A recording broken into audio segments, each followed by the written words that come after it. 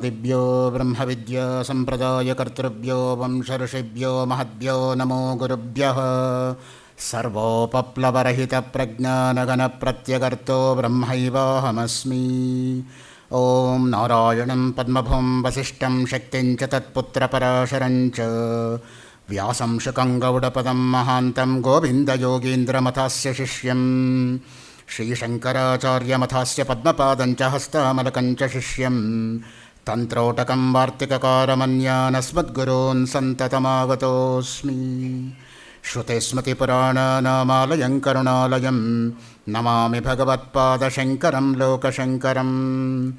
शङ्करं शङ्कराचार्यं केशवं बादरायणं सूत्रभाष्यकृतौ वन्दे भगवन्तौ पुनः पुनः। ईश्वरो गुरुरात्मेति मूर्तिभेदविभागिने व्योमवद्व्याप्तदेहाय दक्षिणामूर्तये नमः। सदाशिवसमारम्भां शङ्कराचार्यमध्यमां रमणाचार्यपर्यन्तां वन्दे गुरुपरम्परां। जयति स भगवान् रमणः वाक्पतिराचार्यः गणपतिर्जयति। अस्य च वाणी भगवत् रमणीयार्थानुवर्तिनी जयति। अन्तर्यस्य बहिर्विभूततिमिरं ज्योतिर्मयं शाश्वतं स्थानं प्राप्य विराजते विनिमताम् अज्ञानमुन्मूलयन्। पश्यन् विश्वमपीदमुल्लसति यो विश्वस्य पारे परः। तस्मै श्रीरमणाय लोकगुरवे शोकस्य हन्त्रे नमः। अरुणजलजनेत्रं मुग्धमन्दस्मितास्यं तरुणतपनभासं पूर्णबोधप्रसादम् अरुणशिखरिसानुप्राङ्गणे सञ्चरन्तं रमणमरुणमूर्तिं चिन्तयेदिष्टसिद्धये। अपारसच्चित्सुखवारिराशेः यस्योर्मिमात्रं भुवनं समस्तं गुहाहितन्तं रमणं गभीरं ಚಿಂತಾವಿಹೀನಂ ಹೃದಯ ಚಿಂತಯಾಮಿ. ತಾಯಂದಿರೆ ಮತ್ತು ಆಸ್ತಿಕ ಮಹನೀಯರೇ, ಸದ್ದರ್ಶನಂ ಉಪನ್ಯಾಸ ಮಾಲಿಕೆಯ 2ನೇ ಕಂತಿನ 3ನೇ ದಿನವಾಗಿರ್ತಕ್ಕಂಥ ಇಂದು 37ನೇ ಶ್ಲೋಕದಲ್ಲಿ ರಮಣರು ಚೈತನ್ಯದ ಬಗ್ಗೆ ಏನು ವಿಷಯವನ್ನು ಹಂಚಿಕೊಂಡಿದ್ದಾರೆ ಅನ್ನೋದನ್ನು ನಾನು ನಿಮ್ಮ ಹತ್ರ ಹಂಚ್ಕೋತಾ ಇದ್ದೀನಿ. ದ್ವೈತಂ ವಿಚಾರೇ ಪರಮಾರ್ಥಬೋಧೆ ಅದ್ವೈತಮಿತ್ಯೇವನ ಸಾಧುವಾದಃ ಗವೇಷಣಾತ್ ಪ್ರಾಗ್ ವತಮೇ ವಿನಷ್ಟೇ ಪಶ್ಚಾಚ್ಚ ಲಬ್ಧೆ ದಶಮತ್ವಮೇಕಂ. ಅಜ್ಞಾನಾವಸ್ಥೆಯಲ್ಲಿ ದ್ವೈತವು ಸತ್ಯವೆಂದು, ಪರಮಾರ್ಥ ಬೋಧವಾದಾಗ ಅದ್ವೈತ ಸತ್ಯವೆಂದು ಹೇಳುವುದು ಎಷ್ಟು ಮಟ್ಟಿಗೆ ಸರಿ? 10ನೇವನು ಎಣಿಸಿದ ನಂತರ ಸಿಕ್ಕಿದವನಲ್ಲ, ಅವನು ಎಣಿಕೆಗೆ ಮೊದಲು ಎಣಿಕೆಯ ಕಾಲದಲ್ಲೂ ಇದ್ದೇ ಇರುತ್ತಾನಲ್ಲವೇ? ಇದು ಮುಖ್ಯವಾಗಿ ನಾವು ಗಮನಿಸಬೇಕಾಗಿರೋದು. ಎಣಿಕೆಗೆ ಮುಂಚೆ ಅವನಿದ್ನ ಅಥವಾ ಎಣಿಕೆ ಆದಮೇಲೆ ಅವನು ಇರಲಿಲ್ವಾ? ದಶಮಸ್ತ್ವಮಸಿ ಇದು ಸುಪ್ರಸಿದ್ಧವಾಗಿರ್ತಕ್ಕಂಥ ಉದಾಹರಣೆ. 10 ಜನ ಒಂದು ಕಡೆ ಹೋಗಿ ಅವರು ನದಿಯನ್ನು ದಾಟಬೇಕು ಅಂತಿರುವಾಗ ನದಿಯನ್ನು ಆಚೆ ದಡ ದಾಟಿಬಿಟ್ಟು ಒಬ್ಬೊಬ್ಬರೂ ಕೂಡ ತಮ್ಮನ್ನು ಎಣಿಸ್ಕೊಂಡ್ರಂತೆ. 1 2 3 4 5 6 7 8 9 ತನ್ನನ್ನು ಬಿಟ್ಟು ಎಣಿಸಿದ್ರಿಂದ ಯಾವಾಗಲೂ 9 ಸಿಕ್ತಂತೆ. ಅಯ್ಯೋ, ಇನ್ನೊಬ್ಬ ಎಲ್ಲೋ ಹೋಗ್ಬಿಟ್ಟ, ಇನ್ನೊಬ್ಬ ಎಲ್ಲೋ ಮುಳುಗೋಗ್ಬಿಟ್ಟ, ಇನ್ನೊಬ್ಬ ಎಲ್ಲೋ ಕಳೆದೋಗ್ಬಿಟ್ಟ, ಇನ್ನೊಬ್ಬ ಎಲ್ಲೋ ಕಾಣೆಯಾಗ್ಬಿಟ್ಟ ಅನ್ನೋ ಚಿಂತೆ ಎಲ್ಲರಲ್ಲೂ ಕೂಡ ಪಸರಿಸ್ತಂತೆ. ಆದರೆ ಮುಖ್ಯವಾಗಿರೋದು ಏನು ಅಂದರೆ 10 ಹತ್ತಿಲ್ಲ 9 ಅಂದ್ಕೊಂಡಿದ್ದು ಮಿಥ್ಯಾಜ್ಞಾನ ಅಥವಾ ಸತ್ಯಕ್ಕೆ ದೂರವಾಗಿರ್ತಕ್ಕಂತಹ ಜ್ಞಾನ. ಆ ಹೊಳೆಯನ್ನು ದಾಟೋದಕ್ಕೆ ಹಿಂದೆ ಇದ್ದವರು 10 ಜನ, ಹೊಳೆ ದಾಟದ ಆದಮೇಲಿರೋರು 10 ಜನನೇ. ಸೊ ಯಾರೂ ಬಂದು ಸೇರಿಕೊಳ್ಳೂ ಇಲ್ಲ, ಯಾರೂ ಬಂದು ಮಿಸ್ಸೂ ಆಗಲಿಲ್ಲ. ಆದರೆ ನಾವೇನು ಮಾಡ್ತಾಯಿದ್ದೀವಿ ಅಂದರೆ, ಹಾಗೆ ನಮ್ಮ ಸ್ವರೂಪವನ್ನು ಬಿಟ್ಟು ಮಿಕ್ಕ ಎಲ್ಲವನ್ನೂ ಯೋಚನೆ ಮಾಡ್ತೀವಿ ಪ್ರಪಂಚದಲ್ಲಿ. ಕೊನೆಗೆ ನಾನು ಯಾರು ಅನ್ನೋದೇ ಗೊತ್ತಿಲ್ಲದೆ ನನ್ನನ್ನೇ ನಾನು ಮರೆತು ನಾನಿಲ್ಲ ಎಂಬುದಾಗಿ ಭಾವಿಸ್ಕೋತೀನಿ ನೋಡಿ. ಅದಕ್ಕೆ ದಶಮಃ ತ್ವಂ ಅಸಿ ಇದು ಸ್ಪಷ್ಟವಾಗಿ ಶಾಸ್ತ್ರದಲ್ಲಿ ಕೊಟ್ಟಿರ್ತಕ್ಕಂಥ ಉದಾಹರಣೆ. ಜೊತೆಗೆ ನಿತ್ಯ ಜೀವನದಲ್ಲೂ ಕೂಡ ಕಥೆಯ ರೂಪದಲ್ಲಿ ಮಕ್ಕಳಿಗೆ ಹೇಳುವಾಗಲೂ ಕೂಡ ಈ ದೃಷ್ಟಾಂತ ಎಷ್ಟೋ ಪ್ರಚಲಿತವಾಗಿದೆ. ಸೊ ಈ ದೃಷ್ಟಾಂತವನ್ನು ಇಟ್ಟುಕೊಂಡು ನಾನು ಯಾರು ಅನ್ನೋದನ್ನು ಇಲ್ಲಿ ಸ್ಪಷ್ಟವಾಗಿ ರಮಣರು ತೋರಿಸ್ತಾರೆ ನೋಡಿ. ನಮಗೆ ಅರಿವಿರಲಿ ಅಥವಾ ಇಲ್ಲದಿರಲಿ, ಸತ್ಯ ಸತ್ಯವಾಗಿಯೇ ಇರುತ್ತದೆ. ಇದನ್ನು ನಾವು ನಂಬ್ಕೋಬೇಕಾಗಿರೋದು.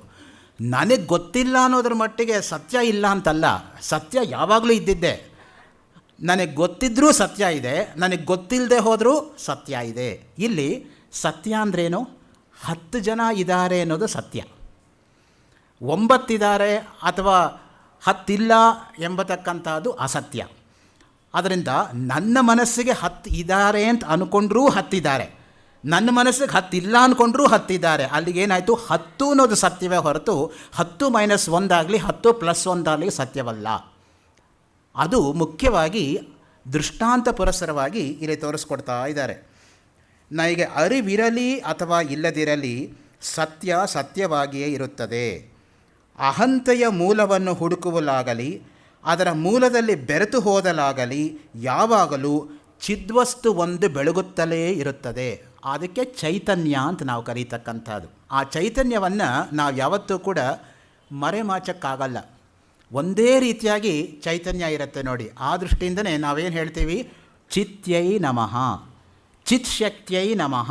ಲಲಿತಾ ಸಹಸ್ರನಾಮದಲ್ಲಿ ಬರ್ತಕ್ಕಂತಹ 2 ನಾಮಗಳು. ಆ ಚಿತ್ತಿಗೆ ನಮಸ್ಕಾರ. ಯಾವುದು ಆ ಚಿತ್ ಅಂದರೆ ಬೇರೆಯಲ್ಲ, ಜ್ಞಾನ ಅಂದರೆ ಬೇರೆಯಲ್ಲ, ಯಾವಾಗಲೂ ಕೂಡ ಒಂದೇ ರೀತಿಯಾಗಿರುತ್ತೆ ನೋಡಿ. ಆ ದೃಷ್ಟಿಯಿಂದನೇ ಚೈತನ್ಯ ಸತ್ಯವೇ ಹೊರತು ಈ ದೇಹ ಎಂಬತಕ್ಕಂಥದ್ದು ಸತ್ಯವಲ್ಲ. ಆ ದೃಷ್ಟಿಯಿಂದನೇ ಜ್ಞಾನ ಶಬ್ದಸ್ಯ ಪರ್ಯಾಯ ಚಿತ್ ಶಬ್ದ ಸ್ತ್ರೀತ್ವಮಾಗತಃ ಪ್ರಕಾಶಾತ್ ಚಿಚ್ಚ ವಿದ್ಯುತ್ವಂ ಜಗತ್ಕಾರಣತಾಂಗತಂ. ಆ ದೃಷ್ಟಿಯಿಂದ ಮುಖ್ಯವಾಗಿ ಯಾವಾಗಲೂ ಇರೋದು ಜ್ಞಾನ ಶಬ್ದಸ್ಯ ಪರ್ಯಾಯ ಚಿತ್ ಶಬ್ದ.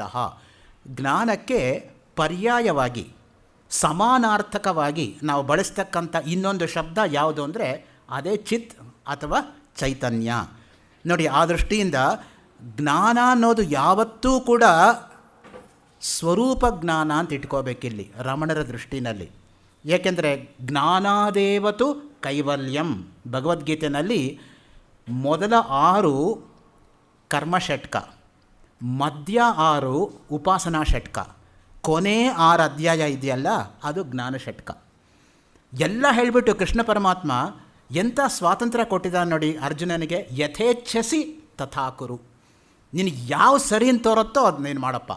ನಾನು 3 ಹೇಳಿದ್ದೀನಿ, ಕರ್ಮವನ್ನು ಹೇಳಿದ್ದೀನಿ, ಉಪಾಸನೆಯನ್ನು ಹೇಳಿದ್ದೀನಿ, ಜ್ಞಾನವನ್ನು ಹೇಳಿದ್ದೀನಿ. ಈಗ ಆರಿಸ್ಕೊಳ್ಳೋದು ಬಿಡೋದು ನಿನಗೆ ಬಿಟ್ಟಿದ್ದು. ನೀನು ಯಾವ್ದು ಬೇಕೋ ಅದನ್ನು ಆರಿಸ್ಕೊ ನೋಡಿ. ಈ ರೀತಿಯಾಗಿರ್ತಕ್ಕಂಥ ಫ್ರೀಡಮ್ಮು, ಈ ರೀತಿಯಾಗಿರ್ತಕ್ಕಂಥ ಸಂಪೂರ್ಣ ಸ್ವಾತಂತ್ರ್ಯ ಮಿಕ್ಕ ಧರ್ಮಗಳಲ್ಲಿ ಸಿಗೋದು ಕಷ್ಟ. ನಾನು ಹೇಳ್ತೀನಿ ನೀನು ತಿಳ್ಕೊ ಅಂತ ಹೇಳೋದಿದೆಯೇ ಹೊರತು ನಾನು ಹೇಳೋದೆಲ್ಲ ಹೇಳಾಯ್ತಪ್ಪ, ನಿನಗೆ ಹೇಗೆ ಬರುತ್ತೋ, ಹೇಗೆ ತೋಚತ್ತೋ, ಹೇಗೆ ಇಷ್ಟವಾಗತ್ತೋ, ಹೇಗೆ ಸರಿ ಅಂತ ತೋರುತ್ತೋ ಹಾಗೆ ನೀನು ಮಾಡು ಅಂತ ಹೇಳ್ತಕ್ಕಂಥ ಸ್ವಾತಂತ್ರ್ಯ ಇದೆಯಲ್ಲ, ಆ ಸ್ವಾತಂತ್ರ್ಯ ಕೊಡ್ತಕ್ಕಂಥದ್ದು ಬಹಳ ಅಪರೂಪ. ಸಾಮಾನ್ಯವಾಗಿ ಬೇರೆಯವರ ದೃಷ್ಟಿನಲ್ಲಿ ಏನಿದೆ ಅಂದರೆ ಅವರು ಸ್ವಾತಂತ್ರ್ಯ ಕೊಡ್ತಾ ಇದ್ದಾರೆ, ಹಿಂದೂ ಮತದಲ್ಲಿ ಸ್ವಾತಂತ್ರ್ಯ ಇಲ್ಲ ಅನ್ನೋ ಒಂದು ತಪ್ಪು ಕಲ್ಪನೆ ಇದೆ. ಹಿಂದೂ ಮತದಲ್ಲಿ ಇರೋಷ್ಟು ಸ್ವಾತಂತ್ರ್ಯ ಇನ್ನೆಲ್ಲೂ ಕೂಡ ಇಲ್ಲ. ದಯವಿಟ್ಟು ಅದನ್ನು ಮರಿಬೇಡಿ ಯಾವಾಗಲೂ ಕೂಡ. ಸೊ ಸ್ವಾತಂತ್ರ್ಯಕ್ಕೂ ಸ್ವಚ್ಛಂದಕ್ಕೂ ನಾವು ವ್ಯತ್ಯಾಸ ತಿಳ್ಕೋಬೇಕು. ಒಂದನ್ನು ನಾವು ಯಾವಾಗಲೂ ಕೂಡ ಮಿಸ್ಟೇಕ್ ಮಾಡ್ಕೊಂಡು ಅಪಾರ್ಥ ಮಾಡ್ತೀವಿ. ನಸ್ತ್ರೀ ಸ್ವಾತಂತ್ರ್ಯ ಅರ್ಹತೆ ಅಂತ ಮನುಸ್ಮೃತಿನಲ್ಲಿ ಹೇಳ್ದ ಅಂದ್ಬಿಟ್ಟು ಹೆಂಗಸ್ರಿಗೆ ಸ್ವಾತಂತ್ರ್ಯ ಇಲ್ಲ ಅಂತ ಮನು ಹೇಳ್ದ ಅಂತ ಅವನ ಮೇಲೆ ಆರೋಪಣೆ ಮಾಡ್ತೀವಿ. ಅವನು ಹೇಳಿದ್ದೇನೋ ಸ್ವಾತಂತ್ರ್ಯ ಇದೆ, ಸ್ವಚ್ಛಂದತ್ವ ಇಲ್ಲ, ಅದನ್ನು ಅವನು ಹೇಳಿದ್ದು. ಆದರೆ ನಾವು ಆ ವಿಶಾಲವಾಗಿರ್ತಕ್ಕಂಥ ದೃಷ್ಟಿಕೋನದಲ್ಲಿ ಯೋಚನೆ ಮಾಡೋದಿಲ್ಲ. Because we go by literal sense and not literary sense, let alone philosophical sense. ಆದ್ದರಿಂದ ಎಲ್ಲ ಮಹಾತ್ಮರೂ ಕೂಡ ಅವರ ಜೀವನದಲ್ಲಿ ಅಪಾರ್ಥರಾಗಿರ್ತಕ್ಕಂಥವರೇ ಜಾಸ್ತಿ. ಸರಿಯಾಗಿ ಅರ್ಥ ಮಾಡ್ಕೊಂಡಿರೋದು ನಾವು ಬಹಳ ಕಡಿಮೆ ಮಹಾತ್ಮರನ್ನು. ಯಾಕೆಂದರೆ ನಾವಿರೋ ಹಾಗೆ ಅವರು ಇರಲ್ಲ ನೋಡಿ, ನಮಗಿಂತ ಅವರು ವಿಭಿನ್ನವಾಗಿರ್ತಾರೆ ನೋಡಿ. ನಮಗೇನು ಒಂದು ಸಾಮಾನ್ಯವಾಗಿ ಪರಿಪಾಟಿ, ನಾನಿರೋ ಹಾಗೆ ಎಲ್ಲರೂ ಇದ್ಬಿಟ್ರೆ that is standard, that is normalcy ಅಂತ. ಯಾರಾದರೂ ಸ್ವಲ್ಪ ನಮಗಿಂತ ವ್ಯತ್ಯಾಸವಾಗಿದ್ದರೆ ಅವರು ಹುಚ್ಚು, ಅವರು ಸಾಮಾನ್ಯರಲ್ಲ, ಅವರು ತಿಳಿಗೇಡಿಗಳು, ಅವರು ಅಜ್ಞಾನಿಗಳು ಎಂಬತಕ್ಕಂಥ ಪಟ್ಟವನ್ನು ಕಟ್ಟಿಬಿಡ್ತೀವಿ. ಅದಕ್ಕೆ ಹೇಳೋದು the line of demarcation between a genius and a lunatic is very very thin ಅಂತ. ಯಾವನ ಮಹಾತ್ಮ ಯಾವನ ಮುಟ್ಟಾಳ ಅಂತ ಹೇಳೋದಕ್ಕೆ ಯಾರ್ಡ್ ಸ್ಟಿಕ್ ಏನಿರ್ತಕ್ಕಂಥದ್ದು, ಅಳತೆಗೋಲು ಏನಿರ್ತಕ್ಕಂಥದ್ದು ಅದು ಬಹಳ ಕಷ್ಟ ನಿರ್ಧಾರ ಮಾಡೋದು. ಯಾಕೆಂದರೆ ಜ್ಞಾನಿಗಳೂ ಮಾತಾಡಲ್ಲ, ಏನೂ ಗೊತ್ತಿಲ್ಲದೆ ಇರೋರು ಮಾತಾಡೋದಿಲ್ಲ. ಅದರಿಂದ ಮಾತಾಡದೇ ಇರೋದು ಕಾಮನ್ ಫ್ಯಾಕ್ಟರ್ ಇಬ್ಬರಿಗೂ ಕೂಡ. ಅದಕ್ಕೆ ಭರ್ತೃಹರಿ ತಮಾಷೆ ಮಾಡಿ ಹೇಳ್ತಾನೆ, ವಿಭೂಷಣಂ ಮೌನಂ ಅಪಂಡಿತಾನಾಂ. ಮೂರ್ಖರಿಗೆ ಮೌನ ಅನ್ನೋದು ಒಂದು ದೊಡ್ಡ ಹೊದಿಕೆ ಎಂಬುದಾಗಿ. ಯಾಕೆಂದರೆ ಬಾಯಿ ಬಿಟ್ಟರೆ ಬಣ್ಣಗೇಡು. ಯಾರು ಗೊತ್ತಿದ್ದೂ ಮಾತಾಡ್ತಾ ಇಲ್ವೋ, ಗೊತ್ತಿಲ್ಲದೆ ಮಾತಾಡ್ತಾ ಇಲ್ವೋ, ಅದನ್ನು ಕಂಡುಹಿಡಿಯೋದು ಭಾಳ ಕಷ್ಟ. ಅದಕ್ಕೇ not doing something is different from not capable of doing something which is mistaken quite often one for the other in the common parlance. ಅದರಿಂದನೇ ಅಲ್ಲೇ ನಾವು ಇಡತಕ್ಕಂಥದ್ದು. ಯಾಕೆಂದರೆ ನಾವು ಪ್ರದರ್ಶನ ಯುಗದಲ್ಲಿದ್ದೇವೆ ಹೊರತು ದರ್ಶನ ಯುಗದಲ್ಲಿಲ್ಲ. ಅನ್ಯಾಯವಾಗಿ ಪ್ರತಿಯೊಂದು ಪ್ರದರ್ಶನ ಮಾಡ್ಕೋಬೇಕು. ಇಲ್ಲದೆ ಹೋದರೆ ಅವ್ರಿಗೆ ಗೊತ್ತಿಲ್ಲ ಅನ್ನೋ ತರಹ ಭಾವನೆ ಜನಸಾಮಾನ್ಯರಿಗೆ ಮೂಡ್ತಾ ಇದೆ ನೋಡಿ. ಅದು ತುಂಬ ಹಾನಿಕಾರಿಯಾಗಿರ್ತಕ್ಕಂಥದ್ದು. ನಿಮ್ಗೊಂದೇ ಒಂದು ಉದಾಹರಣೆ ಕೊಡ್ತೀನಿ. V S Srinivasa Sastri was called right honourable Srinivasa Sastri. lectures on Ramayana is a classic which have been appreciated in the West so much. ಅವರು ಭಾರತದಲ್ಲಿ ಯಾವತ್ತೂ ಇಂಗ್ಲೀಷಲ್ಲಿ ಮಾತಾಡಿದ್ದೇ ಇಲ್ಲ. ಹಾಗೆ ಅಂತ ಹೇಳಿಬಿಟ್ಟು ಅವ್ರಿಗೆ ಇಂಗ್ಲೀಷ್ ಬರಲ್ಲ ಅಂತನಾ? ಭಾರತದಲ್ಲಿ ಅವರ ಮಾತೃಭಾಷೆ ಯಾವಾಗಲೂ ತಮಿಳಲ್ಲೇ ಮಾತಾಡ್ತಾಯಿದ್ರು ಅವರು. ಆದರೆ ಅವರು ಇಂಗ್ಲೆಂಡಲ್ಲಿ ಹೋಗಿ ಮಾತಾಡಿದಾಗ ಗಿಲ್ಡ್ ಹಾಲ್ ಲಂಡನ್ನಲ್ಲಿ ಕೆತ್ತಿದ್ದಾರೆ ಇಂಗ್ಲೀಷ್ ಮೆನ್ನು, ಇಂಡಿಯನ್ಸ್ ಅಲ್ಲ. We English men cannot speak English like this Indian ಅಂತ. ಅದಕ್ಕಿಂತ ಬೇಕಾ ನಮಗೆ ಸರ್ಟಿಫಿಕೇಟು? ಸೊ ಅದರಿಂದ ಹೇಳೋದು be a Roman when you are in Rome ಅಂತ. It's not necessary, it's not a prerequisite that you should show off that you can do it. But ಆ internal worth ಇದ್ದರೆ it will manifest as and when the time demands. So ಆ ದೃಷ್ಟಿಯಿಂದ ಇಲ್ಲಿ ಹೇಳ್ತಾರೆ ನೋಡಿ, ಜ್ಞಾನಕ್ಕೆ ಪರ್ಯಾಯವಾಗಿರ್ತಕ್ಕಂಥದ್ದು ಚಿತ್ ಶಬ್ದ. ನಾನು ಹಿಂದೆ ಹೋದ ತಿಂಗಳ ಉಪನ್ಯಾಸದಲ್ಲೂ ಒಂದು ಉದಾಹರಣೆ ಕೊಟ್ಟಿದ್ದೆ. ಮತ್ತೆ ಆ ಉದಾಹರಣೆಯನ್ನು ತಮ್ಮ ಸ್ಮರಣೆಗೆ ತರೋಕ್ಕೆ ಇಷ್ಟಪಡ್ತೀನಿ. Doctor Karan Singh Bhagavadgita international seminar inaugurate ಮಾಡ್ತಾ ವಿಜ್ಞಾನ್ ಭವನ್ ಡೆಲ್ಲಿನಲ್ಲಿ 12 ವರ್ಷದ ಕೆಳಗೆ ಅವರು ಕೊಟ್ಟ ಉದಾಹರಣೆ. ಒಬ್ಬ ರಾಜ ಒಂದು ದೊಡ್ಡ ದೇವಸ್ಥಾನ ಕಟ್ಟಿಸಬೇಕು ಅಂತ ಅವನಿಗೆ ಮನಸ್ಸು ಬಂತಂತೆ. ಆವಾಗ ಎಷ್ಟೋ ಜನ ಕೂಲಿ ಕೆಲಸ ಮಾಡೋರನ್ನ ಕರೆದುಬಿಟ್ಟು ಕಲ್ಲು ಹೊಡೀರಿ ಅಂತ ಹೇಳಿದ್ನಂತೆ. ಯಾರ್ಯಾರು ಏನೇನು ಮಾಡ್ತಾ ಇದ್ದಾರೆ ತಿಳ್ಕೋಬೇಕು ಅನ್ನೋ ಕುತೂಹಲದಿಂದ ರಾಜ ರಾತ್ರಿ ವೇಷ ಮರೆಸ್ಕೊಂಡು ಅವರನ್ನು ಪರೀಕ್ಷೆ ಮಾಡೋಕ್ಕೆ ಹೋದನಂತೆ. ಮೊದಲನೇ ಕಲ್ಲು ಹೊಡೆಯೋನ್ನ ನೀನು ಯಾಕೆ ಕಲ್ಲು ಹೊಡಿತಾ ಇದೆಯಾ ಅಂತ ಕೇಳಿದ್ನಂತೆ. ಗೊತ್ತಿಲ್ವಾ ಸ್ವಾಮಿ, ನನಗೆ ಹೊಟ್ಟೆ ಇದೆ, ಹೊಟ್ಟೆ ಹೊರ್ಕೋಬೇಕು, ನಾನು ಜೀವನ ಮಾಡಬೇಕು, ನಾನು ಊಟ ಮಾಡಬೇಕು, ಅದಕ್ಕೆ ಕಲ್ಲು ಹೊಡಿತಾ ಇದ್ದೀನಿ ಅಂತ ಹೇಳಿದ್ನಂತೆ. ಆಯ್ತಪ್ಪ. ಅಲ್ಲಿಂದ ಮುಂದಕ್ಕೆ ಹೋಗಿ 2ನೇ ಕಲ್ಲು ಹೊಡಿಯೋನು ಕೇಳಿದ್ರಂತೆ, ಯಾಕೆ ನೀನು ಕಲ್ಲು ಹೊಡಿತಾ ಇದೆಯಾ ಅಂತ.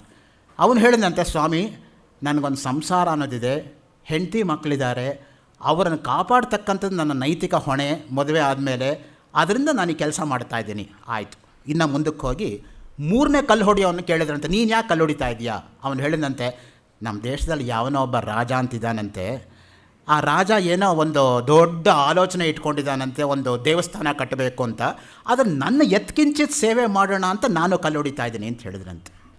ಮೊದಲನೇದು ಕರ್ಮ, 2ನೇದು ಉಪಾಸನೆ, 3ನೇದು ಜ್ಞಾನಕಾಂಡ ಅಂತ ಕರಣ್ ಸಿಂಗ್ ಇಂಟರ್ನ್ಯಾಷನಲ್ ಕಾನ್ಫರೆನ್ಸ್ ಭಗವದ್ಗೀತೆಯಲ್ಲಿ ಕೊಟ್ಟಿರ್ತಕ್ಕಂಥ ಉದಾಹರಣೆ. ಇದು ಯಾವುದು ಬುಕ್ಕಲ್ಲಿ ಸಿಗಲ್ಲ ನಿಮಗೆ. ಇದು ಅದಕ್ಕೆ ಹೇಳೋದು ಶ್ರುತಿ ಪ್ರಮಾಣ ಅಂತ. ನಾವು ಯಾವಾಗಲೂ ಕೂಡ ನಮ್ಮಲ್ಲೊಂದು ಮಾತಿದೆ, ದೇಶ ನೋಡು ಕೋಶ ಓದು ಅಂತ. ದಿನಕ್ಕೊಂದು 16 ಗಂಟೆ ಒಂದು 50 ವರ್ಷ ಓದಿದರೆ ಮನೇಲಿ ಒಂದು 36,614 ಪುಸ್ತಕ ಸುತ್ತಲೂ ಹಾಕ್ಕೊಂಡು ಒಂಚೂರು ಪಾರು ತಲೆಯಲ್ಲಿ ಉಳಿಯುತ್ತೆ. ಇಲ್ಲದೆ ಹೋದರೆ ಹೋಗಿಬಿಡತ್ತೆ. ಸೊ ಆ ದೃಷ್ಟಿಯಿಂದ ವಿದ್ಯಾಭ್ಯಾಸಕ್ಕೆ ಆದಿಯುಂಟು ಅಂತ್ಯವಿಲ್ಲ ಅಂತ ಅದಕ್ಕೆ ಹೇಳೋದು. ಮೊದಲನೇ ದಿನ ಆ ಈ ನಾವು ಕಲಿಯೋಕ್ಕೆ ಶುರು ಮಾಡ್ತೀವಿ ನೋಡಿ, ಆಗ ವಿದ್ಯಾಭ್ಯಾಸ ಶುರುವಾಯಿತು. ಕೊನೆ ಅನ್ನೋದೇ ಇಲ್ಲ. ಓದ್ತಾ ಓದ್ತಾ ಓದ್ತಾ ನನಗೇನು ಗೊತ್ತಿಲ್ಲ ಅನ್ನೋದು ಗೊತ್ತಾಗ್ತಾ ಹೋಗುತ್ತೆ. ಅದಕ್ಕೆ ನಾವು ಓದೋಕ್ಕೇ ಹೋಗಲ್ಲ. ಓದ್ರೆ ಗೊತ್ತಾಗ್ಬಿಡುತ್ತಲ್ಲ, ನನಗೇನು ಗೊತ್ತಿಲ್ಲ ಅನ್ನೋದು ಗೊತ್ತಾಗಬಾರ್ದು.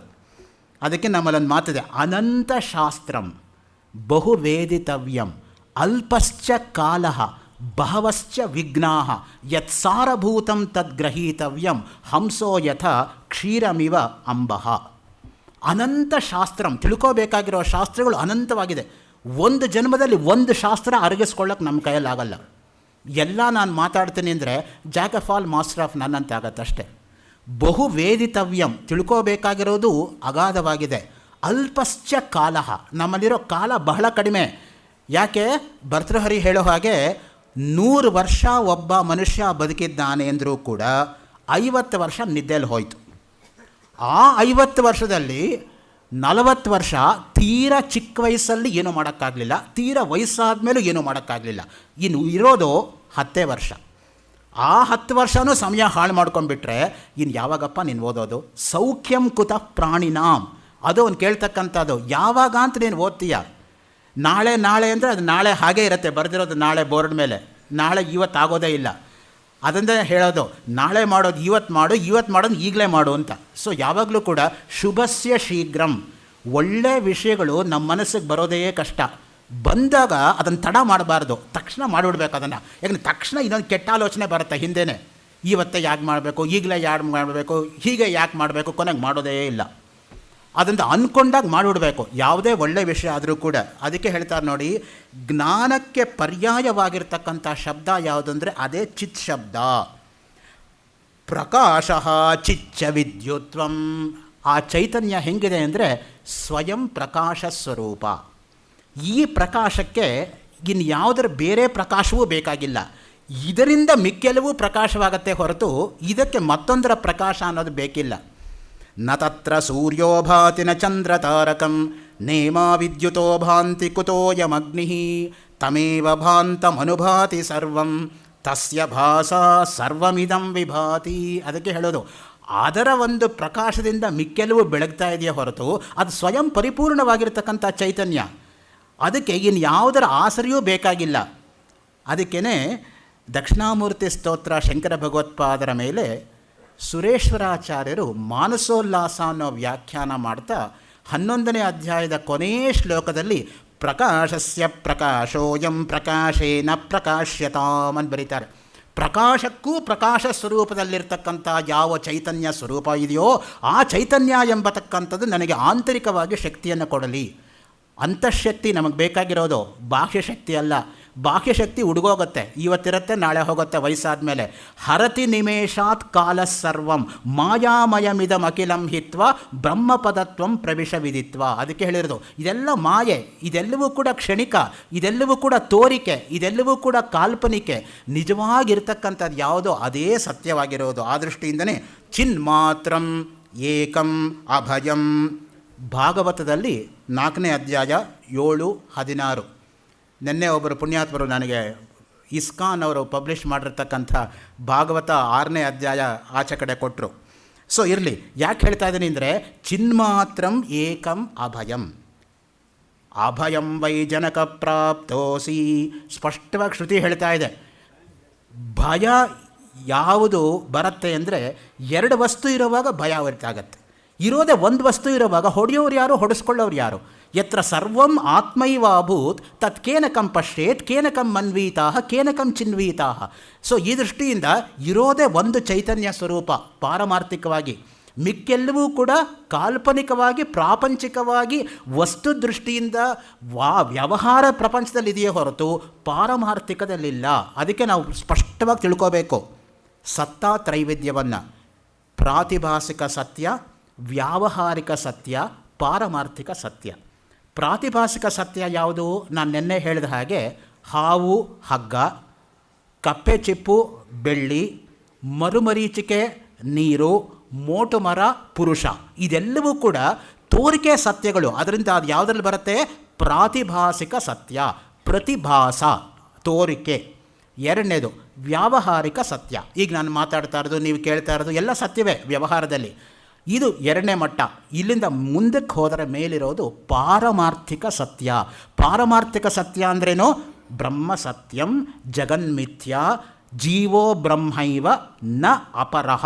ಆ ಮಟ್ಟದಲ್ಲಿ ಯಾರು ಪಾರಮಾರ್ಥಿಕ ಸತ್ಯವನ್ನು ಮುಟ್ಟಿದ್ದಾರೋ, ಯಾರು ಜ್ಞಾನಿಗಳೋ, ಅವರ ಮಟ್ಟದಲ್ಲಿ ಜಗತ್ ಮಿಥ್ಯಾನೇ ಹೊರತು ಸಾಮಾನ್ಯರ ಮಟ್ಟದಲ್ಲಿ ಜಗತ್ ಮಿಥ್ಯಾ ಅಲ್ಲ. ಜಗತ್ ಸತ್ಯವೇ. ಇಲ್ಲದೆ ಹೋದರೆ ವ್ಯವಹಾರವೇ ನಡೆಯಲ್ಲ. ಯಾರ ದೃಷ್ಟಿಯಿಂದ ಅಂತ ಪ್ರಶ್ನೆ.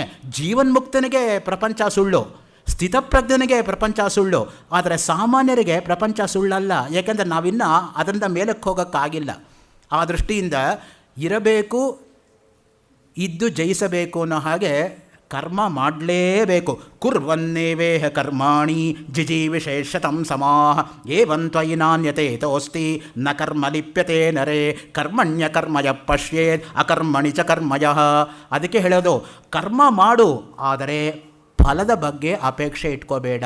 ಕರ್ತವ್ಯ ದೃಷ್ಟಿಯಿಂದ ಕರ್ಮ ಮಾಡು. ಯಾವಾಗಲೂ ಕೂಡ ಯಾವಾಗಲೂ ಕರ್ತವ್ಯವನ್ನು ನಾವು ಮರೆತು ಬಿಡ್ತೀವಿ, ಆದರೆ ಹಕ್ಕುಗಳು ಮಾತ್ರ ನಮಗೆ ಜ್ಞಾಪಕ ಇರುತ್ತೆ ಯಾವಾಗಲೂ ಕೂಡ. ಇಟ್ಸ್ ಮೈ ರೈಟ್ ಅಂತ ಮಾತಾಡ್ತೀವಿ ಹೊರತು ಇಟ್ಸ್ ಮೈ ಡ್ಯೂಟಿ ಅಂತ ಯಾಕೆ ಮಾತಾಡಬಾರ್ದು? So we are very conscious about our rights, but unfortunately we forget there is also a duty to be perform in the society. ಅದಕ್ಕೆ John F Kennedy America president ಆದಾಗ ಒಂದು ಮಾತು ಹೇಳ್ದ, ask not the country what the country can do for you, ask what you can do for your country. ದೇಶ ಇದು ಮಾಡಲಿಲ್ಲ ಅದು ಮಾಡಲಿಲ್ಲ ಅಂತ ಆಕ್ಷೇಪಣೆ ಮಾಡೋಕ್ಕೆ ಮುಂಚೆ ನೀನು ದೇಶಕ್ಕೆ ಏನು ಮಾಡೋದಿದೆ ಅಂತ ಯೋಚನೆ ಮಾಡಪ್ಪ. ಒಂದು ಬೆರಳು ಬೇರೆಯವ್ರ ಕಡೆ ತೋರಿಸಿದಾಗ 3 ಬೆರಳು ನನ್ನ ಕಡೆನೇ ನೋಡ್ತಾ ಇರೋದನ್ನು ಮರಿಬೇಡ ಯಾವಾಗಲೂ ಕೂಡ. ಅದಕ್ಕೆ ಹೇಳ್ತಾರೆ ಜಡ್ಜ್ ನಾಟ್ ಅದರ್ಸ್ ಲೆಸ್ಟ್ ಈ ಬಿ ಜಡ್ಜ್ಡ್ ಅಂತ. ಇನ್ನೊಬ್ಬರನ್ನು ನಾವು ತಪ್ಪಿಕೊಂಡಿಡಿಯೋಕ್ಕೆ ಮುಂಚೆ ನಾನೇನು ಅನ್ನೋದನ್ನು ನೋಡಬೇಕು. ಅದಕ್ಕೆ ಪ್ರಪಂಚದಲ್ಲಿ ನಾವು ಯಾವತ್ತೂ ಕೂಡ ವಿಶ್ವಾವಸು ಆಗಬೇಕೇ ಹೊರತು ಕೃಷಾನು ಆಗಬಾರ್ದು. ಕೃಷಾನು ವಿಶ್ವಾವಸು ಇಬ್ಬರೂ ಕೂಡ ಗಂಧರ್ವರು, ಆಕಾಶ ಮಾರ್ಗದಿಂದ ಹೋಗ್ತಾ ಇರ್ತಾರೆ. ಪ್ರಪಂಚದಲ್ಲಿರ್ತಕ್ಕಂಥ 54 ವಸ್ತುಗಳನ್ನು ಇಬ್ಬರೂ ನೋಡ್ತಾರೆ. ವಿಶ್ವಾವಸುಗೆ ಯಾವಾಗಲೂ ಒಳ್ಳೆಯದೇ ಕಾಣುತ್ತೆ ಹೊರತು ಅವನು ಗುಣಗ್ರಾಹಿ. ಆದರೆ ಕೃಷಾನಿಗೆ ಕೆಟ್ಟದ್ದೇ ಕಾಣುತ್ತೆ ಲೋಕದಲ್ಲಿ. ಅದಕ್ಕೆ ಹೇಳೋದು ಯದ್ಭಾವಂ ತದ್ಭವತಿ ಅಂತ. ನಮ್ಮ ಮನಸ್ಸು ಹಾಗಿದ್ದರೆ ಲೋಕದಲ್ಲಿ ಹಾಗೆ ಕಾಣುತ್ತೆ. ನಾನು ಒಳ್ಳೆಯವನಾಗಿದ್ದರೆ ನನಗೆ ಪ್ರಪಂಚದಲ್ಲಿ ಕೆಟ್ಟವರೇ ಯಾರೂ ಕಾಣಲ್ಲ. ನಾನು ಕಳ್ಳ ಆಗಿದ್ದರೆ ಅವನು ಯಾವಾಗ ನನ್ನ ಜೋಬ್ ಹರಿತಾನೋ ಅನ್ನೋ ಕಡೆನೇ ಬುದ್ಧಿ ಇರುತ್ತೆ. ಅದಕ್ಕೆ ಹೇಳೋದು ಈ set a thief to catch a thief ಅಂತ. ಆ ದೃಷ್ಟಿಯಿಂದ ನೀನು ಕಳ್ಳನ ಹಿಡಿಯಬೇಕಾದ್ರೆ ಇನ್ನೊಬ್ಬ ಕಳ್ಳನ ಬಿಟ್ಟರೆ ತಕ್ಷಣ ಹಿಡ್ಕೋತಾನೆ ಅವನು. ಯಾಕಂದರೆ ಅವನಿಗೆ ಗೊತ್ತು ಎಲ್ಲಿರುತ್ತೆ ಹೇಗಿರುತ್ತೆ ಅನ್ನೋ ಆ ಜವಾಬ್ದಾರಿಯನ್ನು. ಈ ದೃಷ್ಟಿಯಿಂದ ಮುಖ್ಯವಾಗಿ ಚಿನ್ಮಾತ್ರಂ ಏಕಂ ಅಭಯಂ. ಏಕಂ ಚೈತನ್ಯ ಇರೋದು ಒಂದು, ಅಭಯಂ ಭಯವನ್ನು ಹೋಗಲಾಡಿಸ್ತಕ್ಕಂಥದ್ದು. ಅದಕ್ಕೆ ಅಭಯ ಅಂತ ಹೇಳಿರ್ತಕ್ಕಂಥದ್ದು. Abhaya is a word which you cannot translate in to English ಅಂತ ವಿವೇಕಾನಂದರು ಹೇಳ್ತಾರೆ. Abhaya is not fearless but something much more than that ಅಂತ. ಯಾಕೆಂದರೆ strength is life, fear is death. ಯಾವ strength? Mental strength more than the physical strength. ಕೆಲವರು ನೋಡೋಕ್ಕೆ ಹಿಂಗಿರ್ತಾರೆ, ಆದರೆ ಏನು ಬೇಕಾದರೂ ಅದನ್ನು ಎದುರಿಸ್ತಕ್ಕಂಥ ಒಂದು ಆತ್ಮಸ್ಥೈರ್ಯ, ಆತ್ಮಧೈರ್ಯ, ಆತ್ಮನಿಷ್ಠೆ ಅನ್ನೋದಿರುತ್ತೆ. ಅದರಿಂದ ದೈಹಿಕವಾಗಿರ್ತಕ್ಕಂಥ ಪುಷ್ಟಿ ಅಲ್ಲ ನಮಗೆ ಮುಖ್ಯವಾಗಿರೋದು, ಮಾನಸಿಕವಾಗಿರ್ತಕ್ಕಂಥ ಸ್ಥಿಮಿತ, ಮಾನಸಿಕವಾಗಿರ್ತಕ್ಕಂಥ ನೆಮ್ಮದಿ, ಮಾನಸಿಕವಾಗಿರ್ತಕ್ಕಂಥ ಸ್ಥಿರತೆ, ಮಾನಸಿಕವಾಗಿರ್ತಕ್ಕಂಥ ಶಾಂತಿ, ಅದು ನಮಗೆ ಬೇಕಾಗಿರ್ತಕ್ಕಂಥದ್ದು. ಆ ಶಾಂತಿನೇ ಇಲ್ಲದೆ ಹೋದರೆ ಏನು ಪ್ರಯೋಜನ ಜೀವನದಲ್ಲಿ? ಶಾಂತಮು ಲೇಕ ಸೌಖ್ಯಮು ಲೇದು. ಎಲ್ಲಿವರೆಗೂ ಶಾಂತಿ ಇರೋದಿಲ್ವೋ ಅಲ್ಲಿ ತನಕ ಸೌಖ್ಯ ಇರೋಕ್ಕೆ ಸಾಧ್ಯ ಇಲ್ಲ. ಅಶಾಂತಸ್ಯ ಕುತಃ ಸುಖಂ. ಸ್ಪಷ್ಟವಾಗಿ ಭಗವದ್ಗೀತೆಯಲ್ಲಿ ಹೇಳಿದ್ದಾನೆ, ಅಶಾಂತನಾಗಿರೋವನಿಗೆ ಸುಖ ಎಲ್ಲಿಂದ ಬಂತು? ರಮಣರು ರಮಣಗೀತಾನಲ್ಲಿ ಹೇಳೋ ಹಾಗೆ ಶಕ್ತಿಮಂತಮಪಿ ಶಾಂತಿ ಸಂಯುತಂ ಭಕ್ತಿಮಂತಮಪಿ ಭೇದವರ್ಜಿತಂ ವೀತರಾಗಮಪಿ ಲೋಕವತ್ಸರಂ ಸಾಧುಭಾವಮಪಿ ನಮ್ರಚೇಷ್ಟಿತಂ. ಶಕ್ತಿ ಇರೋದು ಪ್ರದರ್ಶನಕ್ಕಲ್ಲ, ಶಕ್ತಿಹೀನರ ಮೇಲೆ ಯಾರಾದರೂ ಬಿದ್ದರೆ ಅವರನ್ನು ಕಾಪಾಡೋಕ್ಕೆ ಅಂತ. ನನ್ನ ಶಕ್ತಿಯನ್ನು ತೋರ್ಪಡಿಸ್ಕೊಳ್ಳೋದಕ್ಕಲ್ಲ ನಾನು ಶಕ್ತಿ ಉಪಯೋಗಿಸಬೇಕಾಗಿರೋದು. ಯಾರಿಗೆ ಶಕ್ತಿ ಇಲ್ವೋ, ಯಾರು ಅಸಹಾಯಕರೋ, ಯಾರು ನಿಸ್ಸಹಾಯಕರೋ ಅವ್ರ ಮೇಲೆ ಯಾರಾದರೂ ಬಲಪ್ರಯೋಗ ಮಾಡೋಕ್ಕೆ ಹೋದರೆ ಅದನ್ನು ತಡೆಯೋದಕ್ಕೆ ನಾನು ಅವ್ರ ಪರವಾಗಿ ಉಪಯೋಗಿಸಬೇಕೇ ಹೊರತು ನನ್ನ ಪ್ರದರ್ಶನಕ್ಕಲ್ಲ. ಇದಕ್ಕಿರೋ ಉದಾಹರಣೆ ಯಾವುದು ಗೊತ್ತಾ? ಧರ್ಮರಾಯ. ಧರ್ಮರಾಯನಿಗೆ ಶಕ್ತಿ ಇಲ್ಲದೆ ಅಲ್ಲ ಅವನು ಯುದ್ಧ ಬೇಡ ಅಂತ ಹೇಳ್ತಾ ಇದ್ದಿದ್ದು. ವಿನಾಕಾರಣ ರಕ್ತಪಾತ ಬೇಡ, ವಿನಾಕಾರಣ ರಾಗದ್ವೇಷಗಳು ಬೇಡ, ವಿನಾಕಾರಣ ವೈಮನಸ್ಯ ಬೇಡ, ವಿನಾಕಾರಣ ಸಹೋದರರಲ್ಲಿ ಭಿನ್ನಾಭಿಪ್ರಾಯ ಬೇಡ ಅಂತ ತಡೀತಾ ಇದ್ದೇ ಹೊರತು ಕೈಯಲ್ಲಿ ಆಗದೆ ಅಲ್ಲ ಯುದ್ಧ ಮಾಡೋದಕ್ಕೆ. ಒಂದು ನೆನಪಿಟ್ಕೊಳ್ಳಿ, ಧರ್ಮರಾಯನಿಗೆ ಯುಧಿಷ್ಠಿರ ಅಂತ ಒಂದು ಹೆಸರಿದೆ. ಯುಧಿ ಅಂದರೆ ರಣರಂಗದಲ್ಲಿ, ಸ್ಥಿರ ಯಾರು ಸ್ಥಿರವಾಗಿ ನಿಂತ್ಕೊಂಡು ಗೆದ್ದುಕೊಂಡೇ ಆಚೆ ಬರ್ತಾರೋ ಅವನು ಯುಧಿಷ್ಠಿರ. ಯುಧಿ ರಣಾಂಗಣೆ ಯಹ ಸ್ಥಿರ ಸಹ ಯುಧಿಷ್ಠಿರ. ಭೀಮಾರ್ಜುನರಿಗಿಂತ ಯಾವ ರೀತಿಯಲ್ಲೂ ಅವನು ಕಡಿಮೆ ಪರಾಕ್ರಮಿ ಅಲ್ಲ. ಇವ್ರಿಗೆ ಉತ್ಸಾಹ ಜಾಸ್ತಿ, ಅದರಿಂದ ಮುಂದಕ್ಕೆ ಬಿಡ್ತಾ ಇದ್ದ ಅಷ್ಟೇ ಹೊರತು ಅವನು ಕೈಯಲ್ಲಿ ಆಗದೆ ಅಲ್ಲ ಬೇಡ ಅಂತ ಹೇಳಿದ್ದು. ಆ ದೃಷ್ಟಿಯಿಂದನೇ he was not a coward. Julius ಸೀಸರಲ್ಲಿ ಶೇಕ್ಸ್ಪಿಯರ್ ಒಂದು ಮಾತು ಹೇಳಿಸ್ತಾನೆ, cowards die many times before their death, the valiant never taste the death but once ಅಂತ. Every day is death for a coward. So ಆ ದೃಷ್ಟಿಯಿಂದ he is not a coward. ಆದರೆ usually he will be mistaken to be a coward in the ordinary parlance because it doesn't want to show off. ನೋಡಿ ಹಾಗೆ ಚಿನ್ಮಾತ್ರಂ ಏಕಂ ಅಭಯಂ ಭಾಗವತದಲ್ಲಿ ಬರ್ತಕ್ಕಂಥ ಮಾತು. ಅದೇ ಭಾಗವತದಲ್ಲಿ ತದ್ ಬ್ರಹ್ಮ ಪರಮಂ ಸೂಕ್ಷ್ಮಂ ಚಿನ್ಮಾತ್ರಂ ಸತ್ ಅನಂತಕಂ ಪರಮಂ ಸೂಕ್ಷ್ಮಂ, ಬರೀ ಸೂಕ್ಷ್ಮ ಅಂತ ಹೇಳಿಲ್ಲ, ಅತ್ಯಂತ ಸೂಕ್ಷ್ಮವಾಗಿರ್ತಕ್ಕಂಥದ್ದು ಈ ಚೈತನ್ಯ. ಯಾಕೆ? ಅಣೋರಣೀಯಾನ್ ಮಹತೋ ಮಹೀಯಾನ್ ಆತ್ಮಾಸ್ಯ ಜಂತೋ ನಿಹಿತೋ ಗುಹಾಯಾಂ ತಮಕ್ರತು ಪಶ್ಯತಿ ವೀತಶೋಕಃ ಧಾತು ಪ್ರಸಾದಾನ್ ಮಹಿಮಾನಮಾತ್ಮನಃ. ಸ್ಪಷ್ಟವಾಗಿ ಆತ್ಮನ ವರ್ಣನೆ ಮಾಡುವಾಗ ಆ ಮಾತನ್ನು ಕಠೋಪನಿಷತ್ತಲ್ಲಿ ಯಮ ನಚಿಕೇತನಿಗೆ ಹೇಳ್ತಾ ಇದ್ದಾನೆ. ಅಣುವಿಗಿಂತಲೂ ಅಣುವಾದದ್ದು, ಮಹತ್ತಿಗಿಂತಲೂ ದೊಡ್ಡದಾಗಿರ್ತಕ್ಕಂಥದ್ದು ಇದು. ಅದು ಹೆಂಗೆ ಸಾಧ್ಯ? ಪೂರ್ವಾಪರ ವಿರೋಧ ಅಲ್ವಾ? ಅಷ್ಟು ಚಿಕ್ಕದಾಗಿರೋದು ಅಷ್ಟು ದೊಡ್ಡದಾಗಕ್ಕೆ ಹೆಂಗೆ ಸಾಧ್ಯ ಅಂದರೆ ಯಾರ ದೃಷ್ಟಿನಲ್ಲಿ ಅಂತ ಪ್ರಶ್ನೆ. They may appear to be contradictory at the outside, but they are not contradictions really. ಹಾಗೆ ತದೇಜತಿ ತನ್ನೈಜತಿ, ತದ್ದೂರೇ ತದು ಅಂತಿಕೆ, ತದಂತರಸ್ಯ ಸರ್ವಸ್ಯ ತದು ಸರ್ವಸ್ಯಾಸ್ಯ ಬಾಹ್ಯತಃ. ಈಶಾವಾಸ್ಯೋಪನಿಷತ್ತಿನ 5ನೇ ಮಂತ್ರ ನೋಡಿ. ಅದು ದೂರ ಇದೆ, ಅದು ಹತ್ತಿರ ಇದೆ. ಏನು ರೀ ಶ್ರುತಿ ತಲೆ ಕೆಟ್ಟಂಗೆ ಮಾತಾಡ್ತಾ ಇದೆಯಲ್ರಿ, ಹತ್ತಿರ ಇದೆ ದೂರ ಇದೆ ಅಂದರೆ ಏನು ಅರ್ಥ? ಯಾರಿಗೆ ಹತ್ತಿರ ಇದೆ? ಜ್ಞಾನಿಗೆ ಹತ್ತಿರ ಇದೆ. ಯಾಕೆಂದರೆ ಅವನ ಒಳಗಡೆನೇ ಅದಿರೋದ್ರಿಂದ ಅದಕ್ಕಿಂತ ಹತ್ತಿರ ಇರೋ ವಸ್ತು ಇನ್ಯಾವುದೂ ಇಲ್ಲವೇ ಇಲ್ಲ.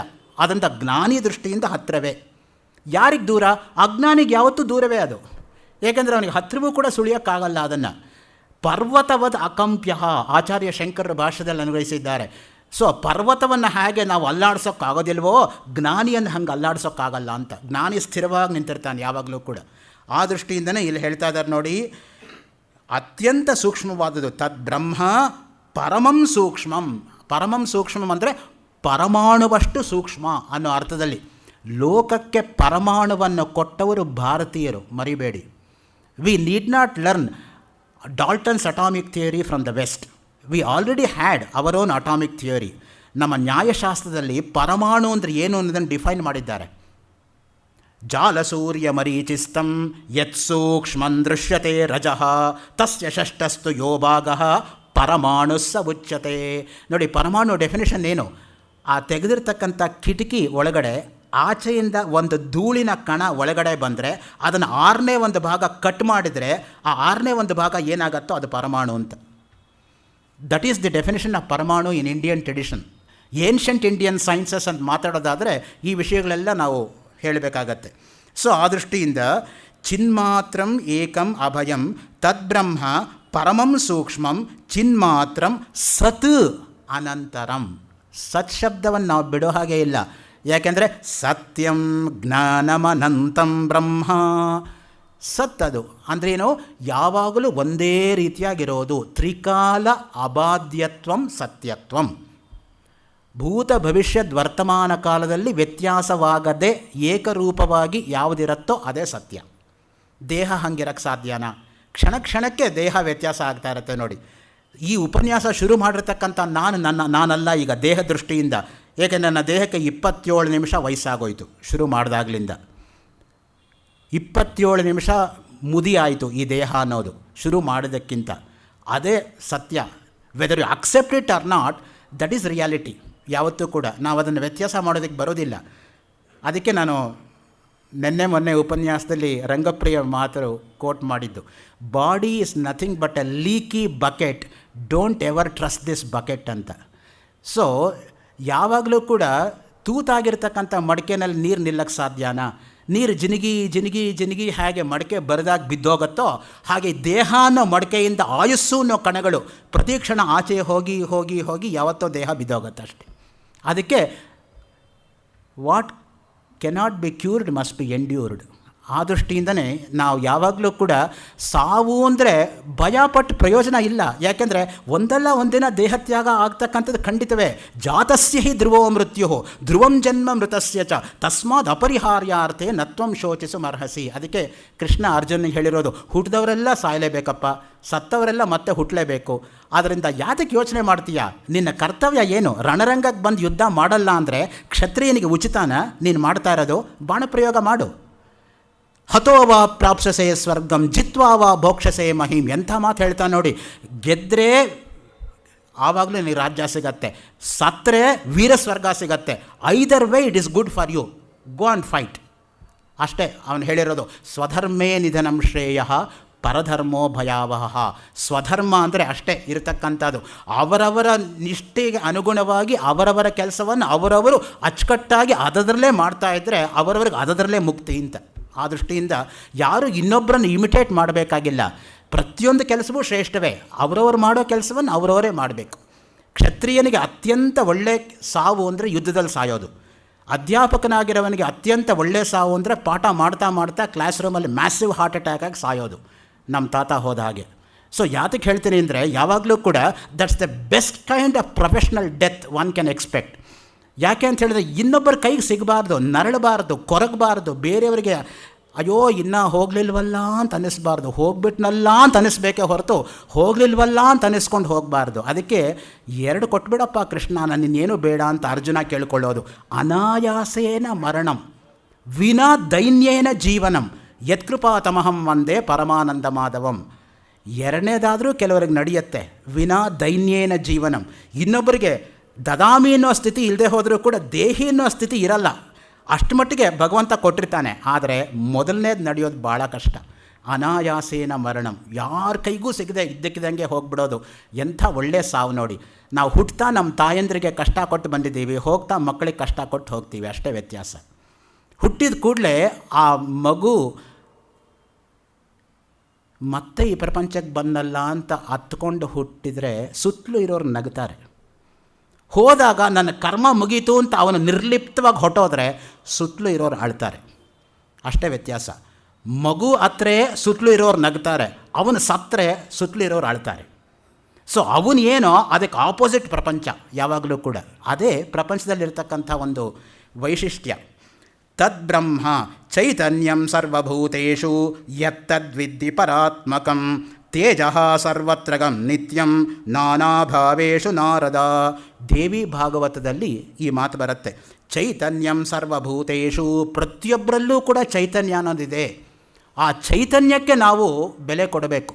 ಸೊ ಆ ದೃಷ್ಟಿಯಿಂದ ಇವರು ನಿಕೃಷ್ಟ, ಅವರು ಉತ್ಕೃಷ್ಟ ಅನ್ನೋ ಮಾತೇ ಬರೋದಿಲ್ಲ ಅಲ್ಲಿ.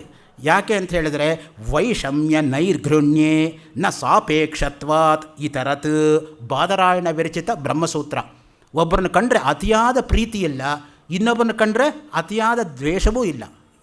ಪಂಡಿತಾ ಸಮದರ್ಶಿನಃ, ಎಲ್ಲರನ್ನೂ ಒಂದೇ ತರಹ ಕಾಣ್ತಕ್ಕಂತಹ ಸ್ವಭಾವವನ್ನು ಬೆಳೆಸ್ಕೋಬೇಕು.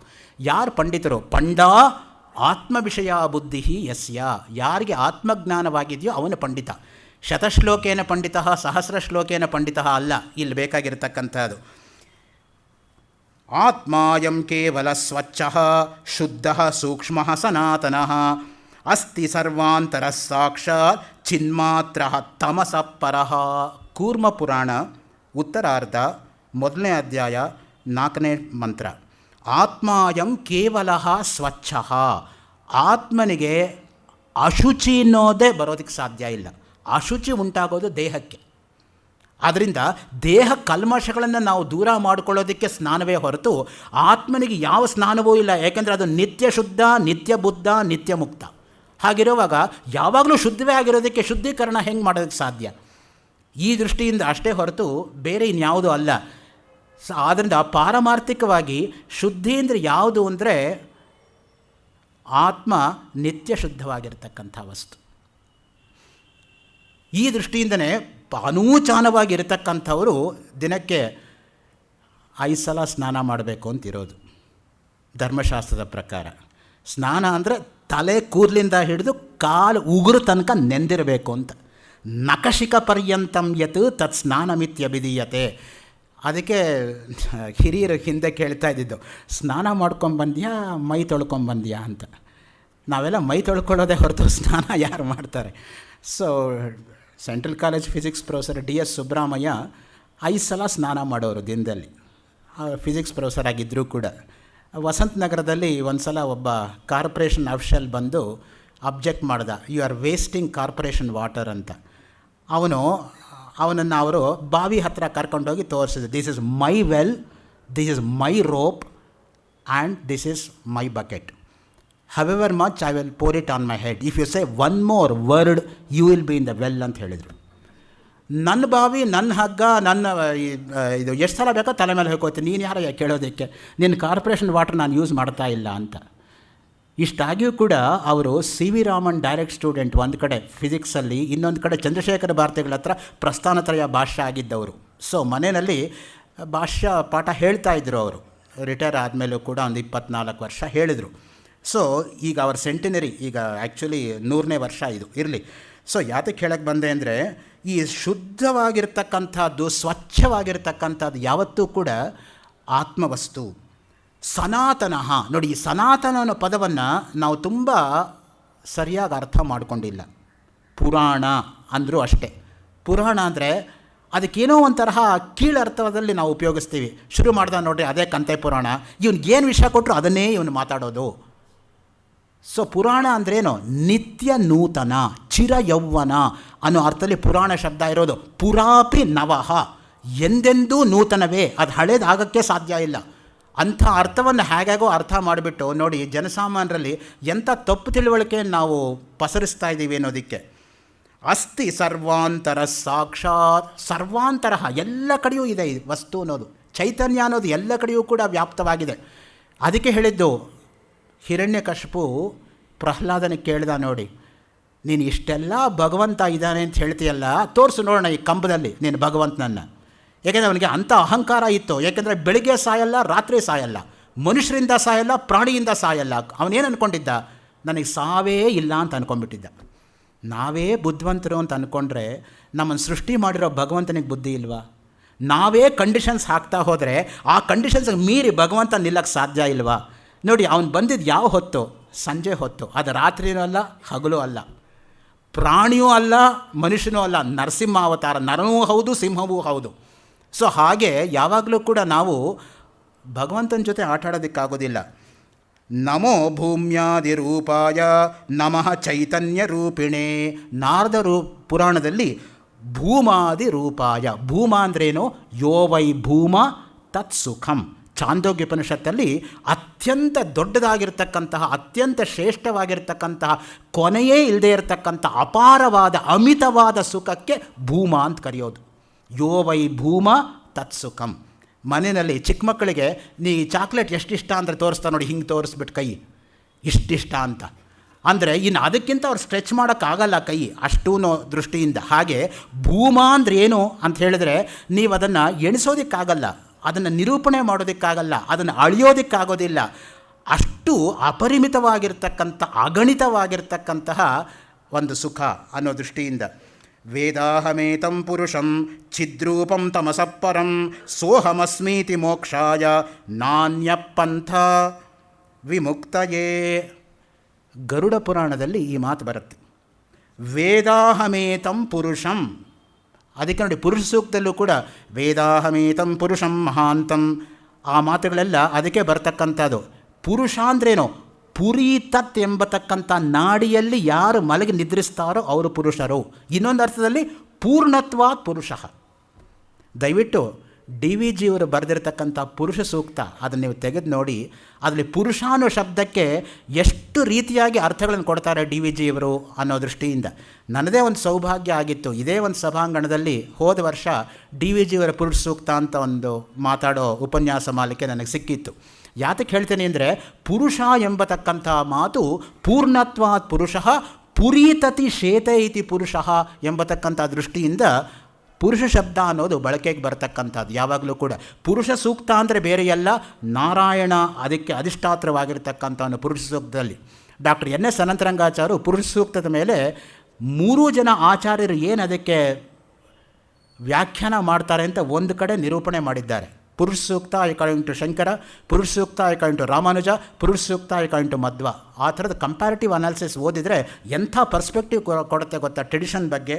ಅದು ಮಾಡಬೇಕು ನಾವು. ಚಿದ್ರೂಪಂ ತಮಸಃ ಪರಂ. ನೋಡಿ, ತಮಸ್ಸಿಗಿಂತ ಆಚೆ ಇರೋದು. ಅದಕ್ಕೆ ನಾವೇನು ಹೇಳ್ತೀವಿ ಶಾಂತಿ ಮಂತ್ರದಲ್ಲಿ, ತಮಸೋಮ ಜ್ಯೋತಿರ್ಗಮಯ. ಕತ್ತಲೆಯಿಂದ ದಾಟಿ ಬೆಳಕನ್ನು ಕಾಣೋ ಹಾಗಾಗಬೇಕು. ಅವಿದ್ಯೆಯ ಮೃತ್ಯುಂ ತೀರ್ತ್ವ ವಿದ್ಯೆಯ ಅಮೃತಂ ಅಶ್ನುತೆ. ಅವಿದ್ಯೆ ಅನ್ನೋದೇ ಮೃತ್ಯು.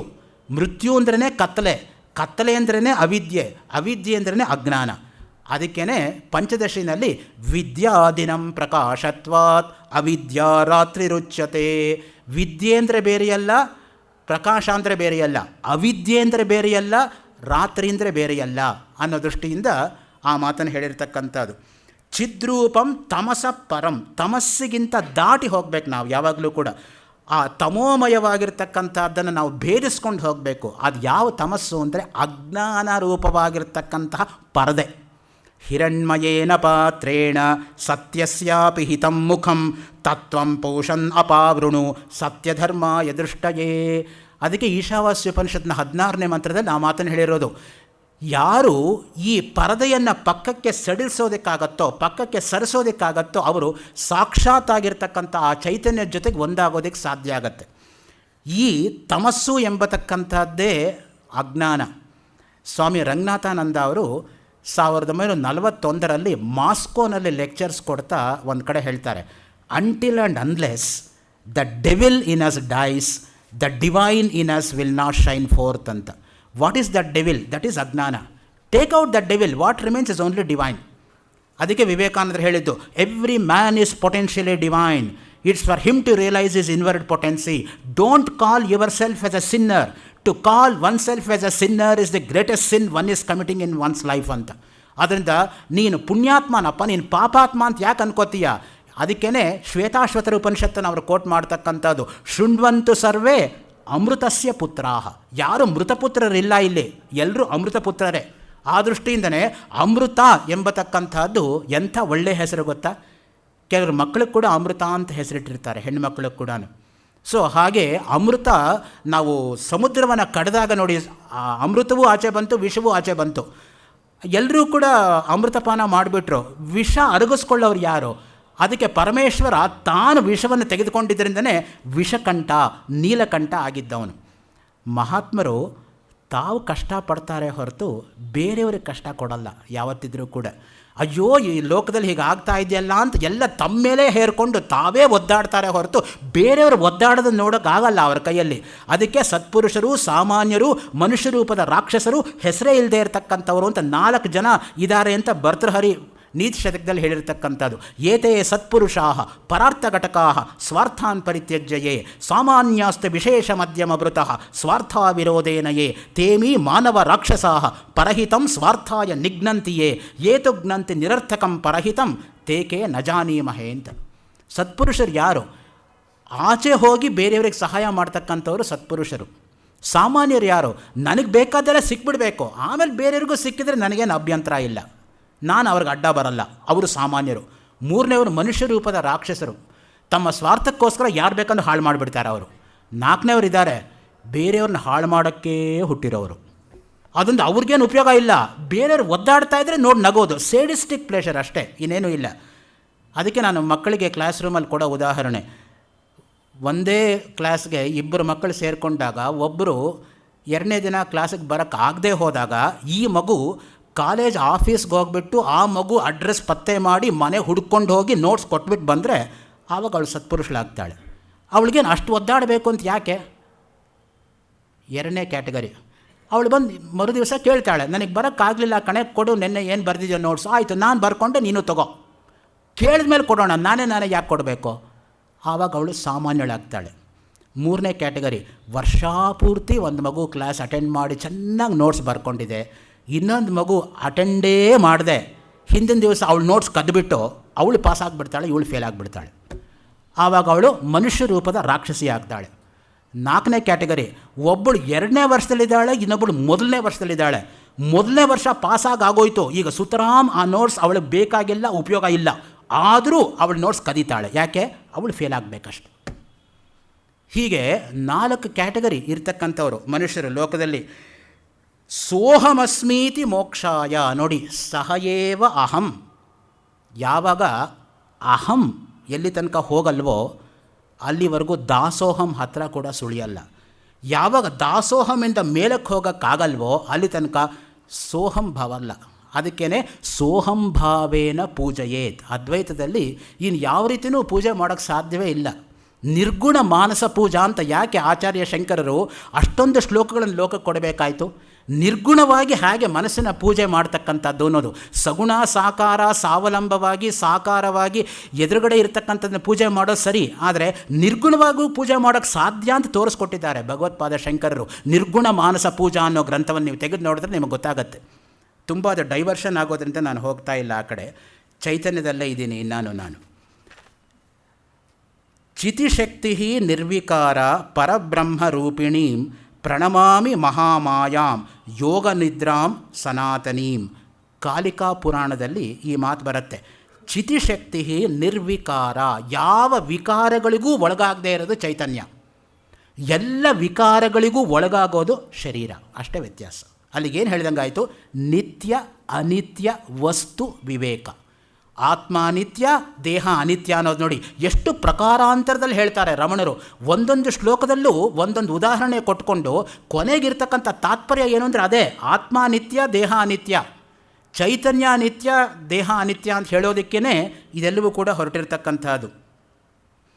ಚಿತಿಶಕ್ತಿ ನಿರ್ವಿಕಾರ, ಅದನ್ನು ನಿರ್ಗುಣ ಅಂದರೆ ಏನು ಅಂದರೆ ಗುಣಾತೀತ ಅಂತ ಇಟ್ಕೋಬೇಕು ನಾವು.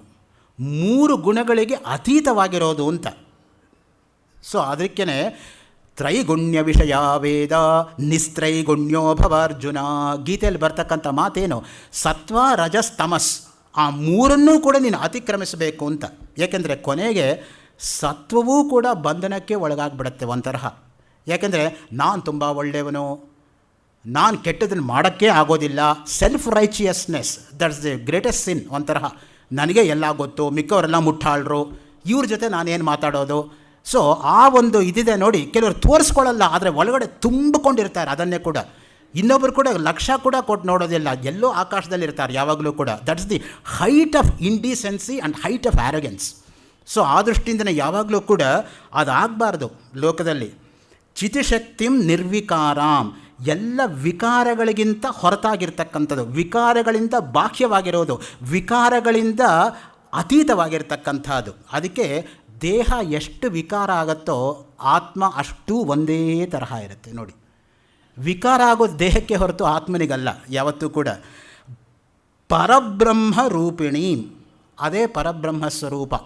ದಿಕ್ ದೇಶ ಗುಣ ಗತಿ ಫಲ ಭೇದ ಶೂನ್ಯಂ ಪರಮಾರ್ಥ ಸತ್ ಅದ್ವಯಂ ಬ್ರಹ್ಮ. ಬ್ರಹ್ಮ ಅಂದರೆ ಏನಪ್ಪ, ಎಷ್ಟು ಚೆನ್ನಾಗಿ ಡಿಫೈನ್ ಮಾಡಿದ್ದಾರೆ ನೋಡಿ ಛಾಂದೋಗ್ಯ ಉಪನಿಷತ್ ಭಾಷೆಯಲ್ಲಿ.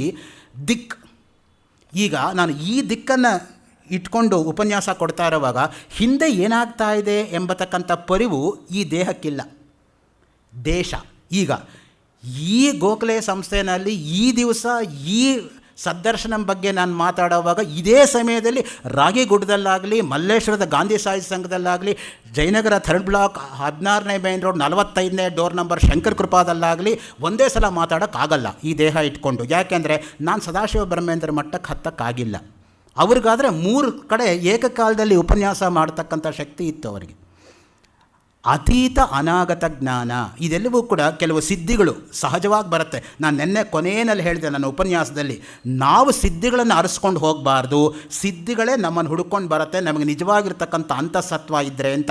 ಅಣಿಮಾ ಮಹಿಮಾ ಚೈವ ಗರಿಮಾ ಲಗಿಮಾ ತತ ಪ್ರಾಪ್ತಿ ಪ್ರಾಕಾಮ್ಯಂ ಈಶತ್ವಂ ವಶಿತ್ವಂಚ ಅಷ್ಟಸಿದ್ಧಯ ಅಂತ. ಈ 8 ಸಿದ್ಧಿಗಳು ಕೂಡ ಉಂಟಾಗತ್ತೆ ನೋಡಿ. ಹನುಮಂತನಿಗೆ ಆ ಸಿದ್ಧಿಗಳಿತ್ತು. ಬುದ್ಧಿರ್ಬಲಂ ಯಶೋಧೈರ್ಯಂ ನಿರ್ಭಯತ್ವಂ ಅರೋಗಿತ ಅಜಾಡ್ಯಂ ವಾಕ್ಪಟುತ್ವಂಚ ಹನುಮತ್ ಸ್ಮರಣಾತ್ ಭವೇತ್. ಅದಕ್ಕೆ ಹೇಳೋದು ಹನುಮಂತನ ಸ್ಮರಣೆಯಿಂದಲೇ ಈ 8 ಕೂಡ ಸಿದ್ಧವಾಗತ್ತೆ ಅಂತ.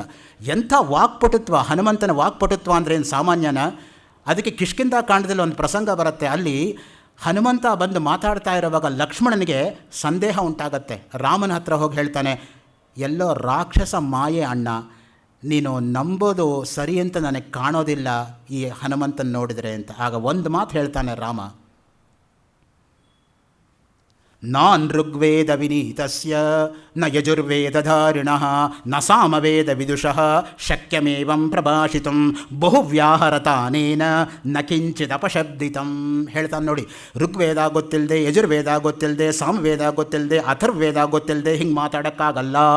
ಇಷ್ಟು ಮಾತಾಡಿದ್ರೂ ಕೂಡ ಒಂದು ಅಪಶಬ್ದವೂ ಇವನ ಬಾಯಿಂದ ಆಚೆ ಬರದೇ ಇರೋದರಿಂದ ಇವನು ಸಾಮಾನ್ಯವಾಗಿರ್ತಕ್ಕಂಥ ಮರ್ಕಟವಲ್ಲ. ಅದರಿಂದ ದಯವಿಟ್ಟು ಇವನು ಉಪೇಕ್ಷೆ ಮಾಡಬೇಡ, ಇವನು ಅಪೇಕ್ಷೆ ಮಾಡು ಅಂತ ಹೇಳ್ತಾನೆ ರಾಮ ಲಕ್ಷ್ಮಣನಿಗೆ. ಆದ್ದರಿಂದ ಯಾಕೆಂದರೆ ರಾಕ್ಷಸ ಮಾಯೆ ಯಾವ ರೀತಿ ಬೇಕಾದರೂ ಬರ್ಬೋದು, ಸಹಜ ನೋಡಿ. ಯಾಕೆಂದರೆ ಮಾರೀಚ ಆ ರೀತಿ ಬಂದು ಅನುಭವಿಸಿದ್ದಾಯಿತು, ಶೂರ್ಪಣಿಕೆ ಆ ರೀತಿ ಬಂದು ಅನುಭವಿಸಿದ್ದಾಯಿತು. ಒಬ್ಬರೇ ಇಬ್ಬರೇ ರಾಕ್ಷಸ ಮಾಯೆಯಿಂದ ಒದ್ದಾಡದವರು. ಸೊ ಹಾಗಾಗಿ ನಮ್ಗೆ ಯಾವಾಗಲೂ ಒಂದು ಕಡೆ ಡೌಟ್ ಬಂದುಬಿಟ್ರೆ ಎಲ್ಲರನ್ನೂ ಡೌಟ್ ಮಾಡೋ ಪ್ರವೃತ್ತಿ ಬಂದ್ಬಿಡುತ್ತೆ ನೋಡಿ. ಅದಕ್ಕೆ ಹೇಳೋದು ಅನುಮಾನಂ ಪೆದ್ದ ರೋಗಂ ಅಂತ. దానికిన పెద్ద రోగమే లేదండి. ఒక మాట శిరువయ్యే వరకునే అనుమానము, ఒక మాట శిరువయ్య అంటే అందరిలోగాను మనం అదే డౌటే ఇస్తా పోతాం. ಸಂಶಯಾತ್ಮ ವಿನಶ್ಯತಿ. ಅದಕ್ಕೆ ಗೀತೆಯಲ್ಲಿ ಹೇಳಿರ್ತಕ್ಕಂಥದ್ದು ಆ ಮಾತು, ಪ್ರಣಮಾಮಿ ಮಹಾಮಾಯಾಂ. ಮಹಾಮಾಯಾ ಅಂದರೆ ಯಾರೋ? ಸರಸ್ವತಿ. ಸಾಕ್ಷಾತ್ ಸರಸ್ವತಿಯನ್ನು ನಮಸ್ಕರಿಸ್ತೀನಿ ಅಂತಲ್ಲಿ ಹೇಳ್ತಾ ಇರ್ತಕ್ಕಂಥ ಮಾತು. ಯೋಗ ನಿದ್ರಾಂ ಸನಾತನೀಂ. ನೋಡಿ, ಭೋಗ ನಿದ್ರಾ, ಯೋಗ ನಿದ್ರಾ ಅಂತ ಎರಡಿರುತ್ತೆ. ನಾವು ಸಾಮಾನ್ಯವಾಗಿ ಮನುಷ್ಯರು ಮಾಡ್ತಕ್ಕಂಥದ್ದೆಲ್ಲ ಭೋಗ ನಿದ್ರೆವೇ ಹೊರತು ಯೋಗ ನಿದ್ರೆ ನಮಗೆ ಬರೋಕ್ಕೆ ಕೂಡ ಸಾಧ್ಯ ಇಲ್ಲ. ಯಾಕೆಂದರೆ ಈ ತ್ರಿಗುಣಗಳನ್ನೇ ಇಟ್ಕೊಂಡು, ಈ ವಾಸನೆಗಳನ್ನೇ ಇಟ್ಕೊಂಡು ಜೀವನದಲ್ಲಿ ಕಳೀತಾ ಇದ್ದೀವಲ್ಲ.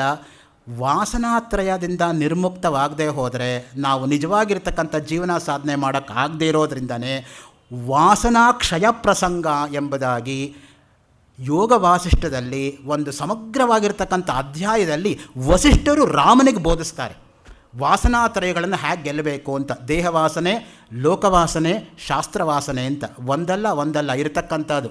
ಕೆಲವರಿಗೆ ದೇಹವಾಸನೆ, ದೇಹದಿಂದ ನಾನು ತುಂಬ ಚೆನ್ನಾಗಿರೋನು ಅಂತ. ಇನ್ನು ಕೆಲವರಿಗೆ ಲೋಕವಾಸನೆ, ಲೋಕದಲ್ಲಿ ಪ್ರತಿಯೊಬ್ಬರು ನನ್ನ ಹಾಡಬೇಕು, ಹೊಗಳಬೇಕು ಅನ್ನೋ ಕೀರ್ತಿ ಶನಿ ಅದು ಬಂದು ಹಿಡ್ಕೊಂಡ್ಬಿಡತ್ತೆ. ಅದು ಎರಡೂ ಇಲ್ಲ ಅಂತ ಹೇಳಿದ್ರೆ ಶಾಸ್ತ್ರವಾಸನೆ ಬಂದು ಹಿಡ್ಕೊಳ್ಳುತ್ತೆ. ಈ ಶಾಸ್ತ್ರದಲ್ಲಿ ನನ್ನಷ್ಟು ಓದಿರೋರು ಯಾರೂ ಇಲ್ಲ. ನೋಡಿ, ಯಾವುದೋ ಒಂದಕ್ಕೆ ಸಿಯಾಕೋತೀವಿ ಕೊನೆಯಲ್ಲಿ. It's like octopus with 8 ಟೆಂಟಕಲ್ಸ್. ಇದರಿಂದ ಬಿಡಿಸ್ಕೊಂಡು ಅದು ಹಿಡ್ಕೊಳ್ಳುತ್ತೆ, ಅದರಿಂದ ಬಿಡಿಸ್ಕೊಂಡು ಇದು ಹಿಡ್ಕೊಳ್ಳುತ್ತೆ. ಎಲ್ಲವನ್ನೂ ತಪ್ಪಿಸ್ಕೊಂಡು ಹೋಗ್ತಕ್ಕಂಥದ್ದು ಅಷ್ಟು ಸುಲಭವಲ್ಲ. ಅದಕ್ಕೇ ಯೋಗ ನಿದ್ರಾಂ ಸನಾತನೀಂ ಅಂತ ಬಳಸಿರ್ತಕ್ಕಂಥದ್ದು. ಆತ್ಮ ಚೈತನ್ಯಾಶ್ರಯ. ಮೀಮಾಂಸಕರು ಕೂಡ ಈ ಆತ್ಮವಸ್ತು ಚೈತನ್ಯವನ್ನು ಆಶ್ರಯಿಸಿದೆ ಎಂಬುದಾಗಿ ಸ್ಪಷ್ಟವಾಗಿ ಹೇಳ್ತಾ ಇದ್ದಾರೆ. ನಿತ್ಯೋ ನಿತ್ಯಾನಾಂ ಚೇತನಶ್ಚೇತನಾನಾಂ ಏಕೋ ಬಹೂನಾಂ ಯೋ ವಿದಧಾತಿ ಕಾಮಾನ್ ತಮಾತ್ಮಸ್ಥಂ ಯೇನ ಪಶ್ಯಂತಿ ಧೀರಾಃ ತೇಷಾಂ ಶಾಂತಿ ಶಾಶ್ವತಿ ನೇತರೇಷಾಂ. ಶ್ವೇತಾಶ್ವತರ ಉಪನಿಷತ್ತು ಸ್ಪಷ್ಟವಾಗಿ ಹೇಳ್ತಾ ಇದೆ ನೋಡಿ. ನಿತ್ಯೋ ನಿತ್ಯಾನಾಂ, ನಿತ್ಯವಾಗಿರ್ತಕ್ಕಂಥ ವಸ್ತುಗಳಲ್ಲಿ ನಿತ್ಯವಾಗಿರ್ತಕ್ಕಂಥದ್ದು ಇದು. ನಿತ್ಯ ಅಂದರೆ ಯಾವುದು? ವ್ಯತ್ಯಾಸವಾಗದೆ ಒಂದೇ ರೀತಿಯಾಗಿರ್ತಕ್ಕಂಥದ್ದು ನಿತ್ಯ ವಸ್ತು. ಅದೇ ಬ್ರಹ್ಮ, ಅದೇ ಆತ್ಮ. ಚೇತನಶ್ಚೇತನಾನಾಂ, ಎಲ್ಲ ಚೈತನ್ಯಕ್ಕೂ ಕೂಡ ಚೈತನ್ಯ ರೂಪದಲ್ಲಿ ಇರತಕ್ಕಂಥದ್ದು. ಏಕಃ, ಯಾವಾಗಲೂ ಕೂಡ ಒಂದೇ ಇರತಕ್ಕಂಥದ್ದು. ಆತ್ಮಸ್ಥಂ, ಅದಕ್ಕೇನು ಕರೀತಾರೆ? ಅದಕ್ಕೆ ಆತ್ಮ ಅಂತ ಕರೀತಕ್ಕಂಥದ್ದು. ಯೇ ಅನುಪಶ್ಯಂತಿ ಧೀರಾಹ. ಪಶ್ಯಂತಿ ಅಲ್ಲ, ಅನುಪಶ್ಯಂತಿ. ದಯವಿಟ್ಟು ನೆನಪಿಟ್ಕೊಳ್ಳಿ. ಪಶ್ಯಂತಿ ಅಂದರೆ ನೋಡೋದು, ಅನುಪಶ್ಯಂತಿ ಅಂದರೆ ಯಾವಾಗಲೂ ನೋಡ್ತಾ ಇರೋದು ತದೇಕ ಚಿತ್ತದಿಂದ. ಅವ್ರಿಗೇನು ಕರೀತಾರೆ? ಧೀರಾಹ ಅನ್ನೋ ಶಬ್ದವನ್ನು ಕೊಟ್ಟಿದ್ದಾರೆ ನೋಡಿ. ಧೀರ ಅಂದರೆ ಬಾಹ್ಯ ಶಕ್ತಿ ಅಂತಲ್ಲ, ಮನಸ್ಸನ್ನು ಗೆದ್ದಿರೋನು ಧೀರ.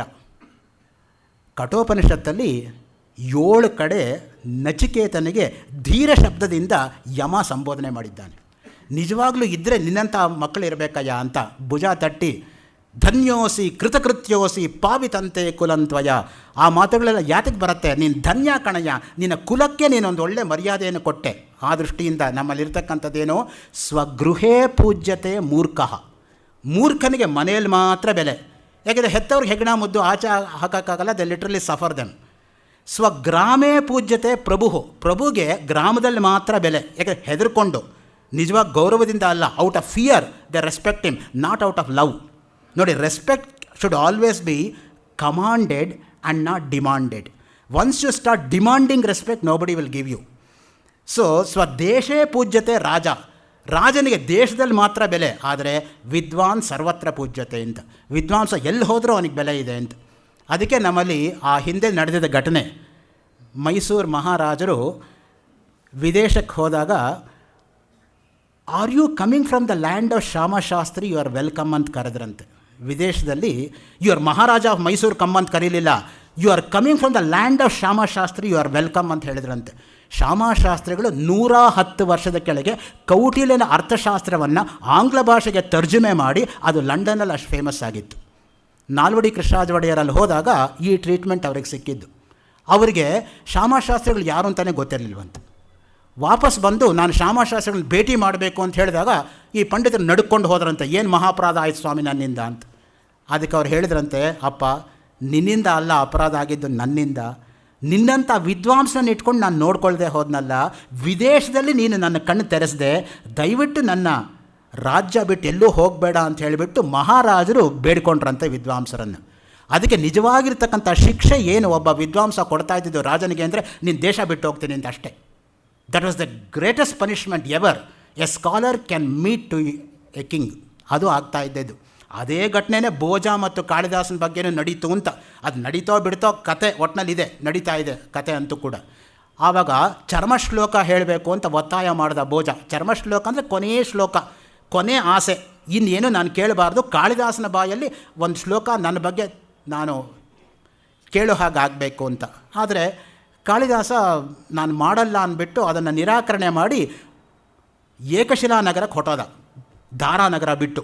ಆದರೆ ಇವನು ಎಂಥ ಪರ್ಸಿಸ್ಟೆಂಟ್ ಫೆಲೋ ಭೋಜ ಅಂದರೆ ಇವನು ಮಾರ್ವೇಷ ಹಾಕ್ಕೊಂಡು ಹೋಗ್ಬಿಟ್ಟು ಅದೇ ಏಕಶಿಲಾ ನಗರಕ್ಕೆ ಹೋಗಿ ಭೋಜ ದಿವಂಗತಃ, ಭೋಜ ಹೋಗ್ಬಿಟ್ಟ ಅಂತ ಅವನೇ ಹೇಳಿದ್ನಂತೆ. ಆಗ ಕಾಳಿದಾಸನಿಗೆ ಅಯ್ಯೋ ಹೀಗಾಗೋಯ್ತಲ್ಲ, ಕೊನೆಗೂ ನಾನು ನನ್ನ ದಣಿಯ ಕೊನೆ ಆಸೆ ಪೂರೈಸೋಕ್ಕಾಗಲಿಲ್ವಲ್ಲ ಅಂದ್ಬಿಟ್ಟು ಆಶುವಾಗಿ ಶ್ಲೋಕ ಮಾಡಿದಂತೆ.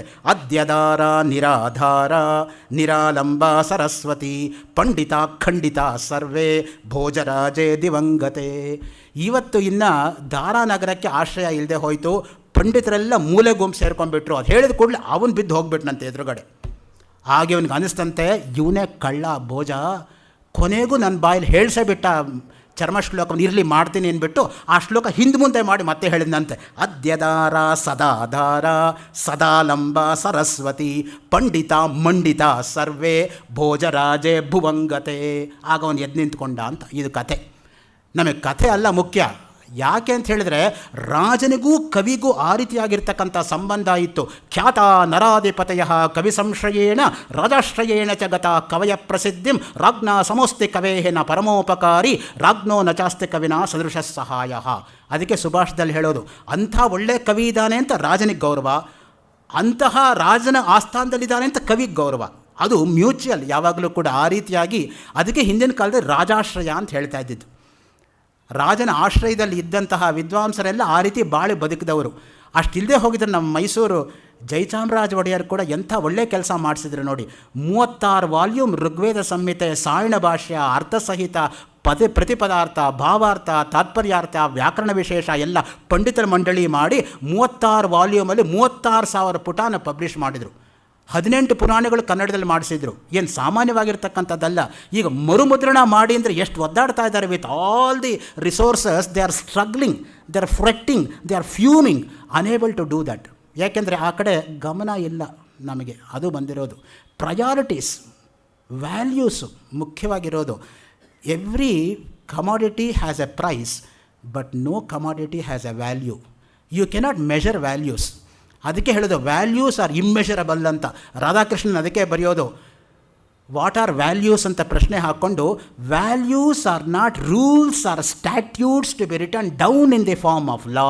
They are internalised process of living to be pass down to posterity in its pristine purity ಅಂತ ಬರೀತಾರೆ ರಾಧಾಕೃಷ್ಣನ್. ವ್ಯಾಲ್ಯೂಸ್ ಅಂದರೆ ಏನು ಅಂತ ಡಿಫೈನ್ ಮಾಡುವಾಗ ಅದನ್ನು ಜೀವನದಲ್ಲಿ ಅಳವಡಿಕೆ ಮಾಡ್ಕೊಳ್ಳೋಕೆ ಇಕ್ಕಿರೋದೇ ಹೊರತು ಮಾತಾಡೋದಕ್ಕಲ್ಲ. India has no dearth of philosophers but hardly we find practitioners. It's better to follow one value in life than to talk about 100 values ಅಂತ ಬರೀತಾರೆ. ಒಂದು ಮೌಲ್ಯವನ್ನು ಜೀವನದಲ್ಲಿ ಅಳವಡಿಸ್ಕೊಳ್ಳೋದು ಒಳ್ಳೆಯದೇ ಹೊರತು 100 ಮೌಲ್ಯಗಳನ್ನು ಮಾತಾಡೋದಕ್ಕೆ ಬದಲು ಅಂತ. ನಮ್ಮ ದೇಶದಲ್ಲಿ ಮಾತಾಡೋರಿಗೇನು ಕಡಿಮೆ ಇಲ್ಲ, ಆದರೆ ಅಳವಡಿಸ್ಕೊಂಡು ಹೇಳ್ತಕ್ಕಂಥವ್ರು ಬಹಳ ಕಡಿಮೆ. ಅದಕ್ಕೆ ಆಚಾರ್ಯ ಶಬ್ದ ನಮ್ಮಲ್ಲಿ ಬಳಕೆಯಲ್ಲಿರೋದು. ಆಚಿನೋತಿ ಶಾಸ್ತ್ರಾರ್ಥಾನ್ ಆಚಾರೇ ಸ್ಥಾಪಯತ್ಯಪಿ ಸ್ವಯಂ ಆಚರತೆ ಯಸ್ತು ಸತು ಆಚಾರ್ಯ ಇತಿ ಶ್ರುತಃ. ಕೆಲವು ಚೆನ್ನಾಗಿ ತಿಳ್ಕೊಂಡಿರ್ತಾರೆ, ಆದರೆ ಬೇರೆಯವ್ರಿಗೆ ಹೇಳೋ ಕಲೆ ಇರಲ್ಲ. ಕೆಲವ್ರಿಗೆ ಬೇರೆಯವ್ರಿಗೆ ಹೇಳೋ ಕಲೆ ಚೆನ್ನಾಗಿರುತ್ತೆ, ವಿಷಯವೇ ಗೊತ್ತಿರಲ್ಲ, ಇಬ್ಬರೂ ಪ್ರಯೋಜನಕ್ಕೆ ಬರಲ್ಲ. ಇನ್ನು ಕೆಲವು ಎರಡೂ ಇರುತ್ತೆ, ಆದರೆ ಅನುಷ್ಠಾನ ಇರಲ್ಲ, ಆಚರಣೆ ಇರಲ್ಲ. ಯಾರು ಅನುಷ್ಠಾನದಲ್ಲಿ ಇಟ್ಕೊಂಡು ಹೇಳ್ತಾರೋ ಅವರು ಎಲ್ಲಕ್ಕಿಂತ ಶ್ರೇಷ್ಠ ಅಂತ. ವಿಶ್ವಾಮಿತ್ರ, ಪರಾಶರ ಮುಂತಾದಂಥ ಋಷಿಮುನಿಗಳು ಸೊಪ್ಪು ಸದೆ ತಿನ್ಕೊಂಡು ಗಾಳಿ ನೀರು ಕುಡ್ಕೊಂಡು ಅವ್ರಿಗೇನೇ ಇಂದ್ರಿಯ ನಿಗ್ರಹ ಆಗದೆ ಹೋದ್ಮೇಲೆ ನಮಗೇನಾದರೂ ಇಂದ್ರಿಯ ನಿಗ್ರಹ ಆಗಿಬಿಟ್ರೆ ವಿಂಧ್ಯ ಪರ್ವತ ಸಮುದ್ರದಲ್ಲಿ ಮುಳುಗೋಗೋದು ಗ್ಯಾರಂಟಿ ಅಂತ ಭರ್ತೃಹರಿ ವೈರಾಗ್ಯ ಶತಕದಲ್ಲಿ ಹೇಳ್ತಾನೆ. ವಿಶ್ವಾಮಿತ್ರ ಪರಾಶರ ಪ್ರಭೃತಯ ವಾತಾಂಬುಜೀರ್ಣಾಶನಾ ತೇಪಿ ಸ್ತ್ರೀ ಮುಖಪಂಕಜಂ ಸುಲಲಿತಂ ದೃಷ್ಟ್ವೈವ ಮೋಹಂಗತಾ ಶಾಲ್ಯನ್ನಂ ಸಗೃತಂ ಪಯೋ ದದಿಯುತಂ ಯೇ ಭುಂಜತೆ ಮಾನವಾಹ ತೇಷಾಂ ಇಂದ್ರಿಯ ನಿಗ್ರಹೋ ಯದಿ ಭವೇತ್ ವಿಂಧ್ಯ ಪ್ಲವೇತ್ ಸಾಗರೇ ಅಂತ. ಅಷ್ಟು ಕಷ್ಟ ಅದು ಅನ್ನೋ ದೃಷ್ಟಿಯಿಂದ ಹೇಳ್ತಕ್ಕಂಥ ಮಾತು. ಚಿದಂಶಂ ವಿಭುಂ ನಿರ್ಮಲಂ ನಿರ್ವಿಕಲ್ಪಂ ನಿರೀಹಂ ನಿರಾಕಾರಮೋಂಕಾರಗಮ್ಯಂ ಗುಣಾತೀತಮಾನಂದಮೇಕಂ ತುರೀಯಂ ಪರಂ ಬ್ರಹ್ಮ ಯಂ ವೇದ ತಸ್ಮೈ ನಮಸ್ತೆ. ಎಂಥ ಮಾತು ನೋಡಿ. ಚಿದಂಶಂ ವಿಭುಂ ನಿರ್ಮಲಂ ನಿರ್ವಿಕಲ್ಪಂ, ಅತ್ಯಂತ ನಿರ್ಮಲವಾಗಿರೋದು, ಯಾವುದೇ ಕಲ್ಮಶಗಳು ಕೂಡ ಅದನ್ನು ಮುಟ್ಟೋದಕ್ಕಾಗೋದಿಲ್ಲ. ನಿರ್ವಿಕಲ್ಪಂ, ಎಲ್ಲ ವಿಕಲ್ಪಗಳಿಂದ ದೂರವಾಗಿರ್ತಕ್ಕಂಥದ್ದು. ನಿರೀಹಂ, ಎಲ್ಲ ಆಸೆಗಳಿಂದ ದೂರವಾಗಿರ್ತಕ್ಕಂಥದ್ದು. ನಿರಾಕಾರಂ, ಯಾವುದೇ ಒಂದು ಆಕಾರವನ್ನು ಹಾಕಿ ಅದನ್ನು ಆ ಒಂದು ಪರಿಧಿ ಒಳಗೆ ಬಂಧನ ಮಾಡೋದಕ್ಕಾಗದೇ ಇರತಕ್ಕಂಥದ್ದು. ಓಂಕಾರಗಮ್ಯಂ, ಕೇವಲ ಓಂಕಾರದಿಂದ ಮಾತ್ರ ಸಿಗ್ತಕ್ಕಂಥದ್ದು. ಅದಕ್ಕೆ ನೋಡಿ, ನಮಗೆ ಓಂಕಾರಕ್ಕೆ ಎಂಥ ಬೆಲೆ ಇದೆ ಅಂತ ಹೇಳಿದರೆ, ನಿಜಕ್ಕೂ ಕೂಡ ಯಾತಕ್ಕೆ ನಾವು ಓಂಕಾರಕ್ಕೆ ಅಷ್ಟು ಬೆಲೆ ಕೊಡಬೇಕು? ಸಾಕ್ಷಾತ್ ಬ್ರಹ್ಮನ ಮುಖದಿಂದ ಹೊರಹೊಮ್ಮಿರ್ತಕ್ಕಂತಹ ಶಬ್ದವಾದ್ದರಿಂದ ಓಂಕಾರಕ್ಕೆ ಬೆಲೆ ಕೊಡಿ ಅಂತ ಅಥಾತೋ ಬ್ರಹ್ಮಜಿಜ್ಞಾಸ ಎಂಬತಕ್ಕಂಥ ಬ್ರಹ್ಮಸೂತ್ರದ ಮೇಲೆ ಆಚಾರ್ಯ ಶಂಕರರ ಭಾಷ್ಯದ ಮೇಲೆ ರತ್ನಪ್ರಭಾ ವ್ಯಾಖ್ಯಾನಕಾರರು ಹೇಳ್ತಾರೆ, ಓಂಕಾರಶ್ಚಾತ ಶಬ್ದಶ್ಚ ದ್ವಾವೇತೌ ಬ್ರಹ್ಮಣ ಪುರ ಕಂಠಂ ಬಿತ್ವಾ ವಿನಿರ್ಯಾತೌ ತಸ್ಮಾನ್ ಮಾಂಗಲಿಕಾ ಉಭೌ ಅಂತ. ಯಾತಕ್ಕೋಸ್ಕರ ಅದು ಮಂಗಳಾರ್ಥದಲ್ಲಿ ಪಠಿತವಾಗಿದೆ ಅಂತ ಹೇಳಿದ್ರೆ, ಸಾಕ್ಷಾತ್ ಬ್ರಹ್ಮನಿಂದ ಹೊರಹೊಮ್ಮಿರೋದ್ರಿಂದ ಬ್ರಹ್ಮನಷ್ಟೇ ಶ್ರೇಷ್ಠ ಓಂಕಾರ ಅನ್ನೋ ದೃಷ್ಟಿಯಿಂದ. ಯಾವ್ಯಾವ ಕಾಲದಲ್ಲಿ ಓಂಕಾರ ಪಠಿಸಬೇಕು? ಅಭ್ಯುದಾನೆ, ಅಭ್ಯುಪಗಮೆ, ತೂಷ್ಣೀಂಭಾವೆ, ಸಮರ್ಚನೆ, ದಾನ, ಪ್ರತಿಗ್ರಹಾದೌಚ ಓಂಕಾರೇಪಿ ಚ ಮಂಗಳೇ. ಮಂಖಕೋಶದಲ್ಲಿ ಇಷ್ಟೂ ಕೊಡ್ತಾರೆ ಉದಾಹರಣೆಗಳು. ಯಾವ್ಯಾವ ಸಂದರ್ಭದಲ್ಲಿ ಓಂಕಾರ ಪಠಿಸಬಹುದು ಅಂದರೆ, ಅಭ್ಯುದಾನೆ, ಅಭ್ಯುಪಗಮೆ, ಯಾರಿಗದು ದಾನ ಕೊಡೋವಾಗ ಓಂ ಅಂತ ಹೇಳಿ ದಾನ ಕೊಡಬೇಕಂತೆ. ದಾನವನ್ನು ಸ್ವೀಕರಿಸುವಾಗ ಓಂ ಹೇಳಿಬಿಟ್ಟು ಅವ್ರು ಸ್ವೀಕರಿಸಬೇಕಂತೆ. ತೂಷ್ಣೀಂಭಾವೆ, ಸುಮ್ಮನೆ ಕೂತಿರುವಾಗ ಓಂಕಾರವನ್ನು ಪಠಣ ಮಾಡ್ಬೋದು. ತೂಷ್ಣೀಂಭಾವೆ, ಸಮರ್ಚನೆ, ಭಗವಂತನ ಪೂಜೆಯಲ್ಲಿ ನಾವು ನಿರತರಾಗಿರುವಾಗ ಓಂಕಾರವನ್ನು ಹೇಳ್ಬೋದು. ದಾನ, ಯಾರಿಗಾದ್ರೂ ದಾನ ಕೊಡುವಾಗ ಓಂಕಾರವನ್ನು ಹೇಳ್ಬೋದು. ಪ್ರತಿಗ್ರಹೇಚ, ದಾನ ತೆಗೆದುಕೊಳ್ಳುವಾಗಲೂ ಓಂಕಾರವನ್ನು ಹೇಳ್ಬೋದು. ಎಲ್ಲ ಮಂಗಳ ಕಾರ್ಯದಲ್ಲೂ ಓಂಕಾರವನ್ನು ಹೇಳ್ಬೋದು ಅಂತ. ದಾನ ಅಂದರೆ ನಮಗೆ ನೆನಪಾಗೋದು ಕರ್ಣ.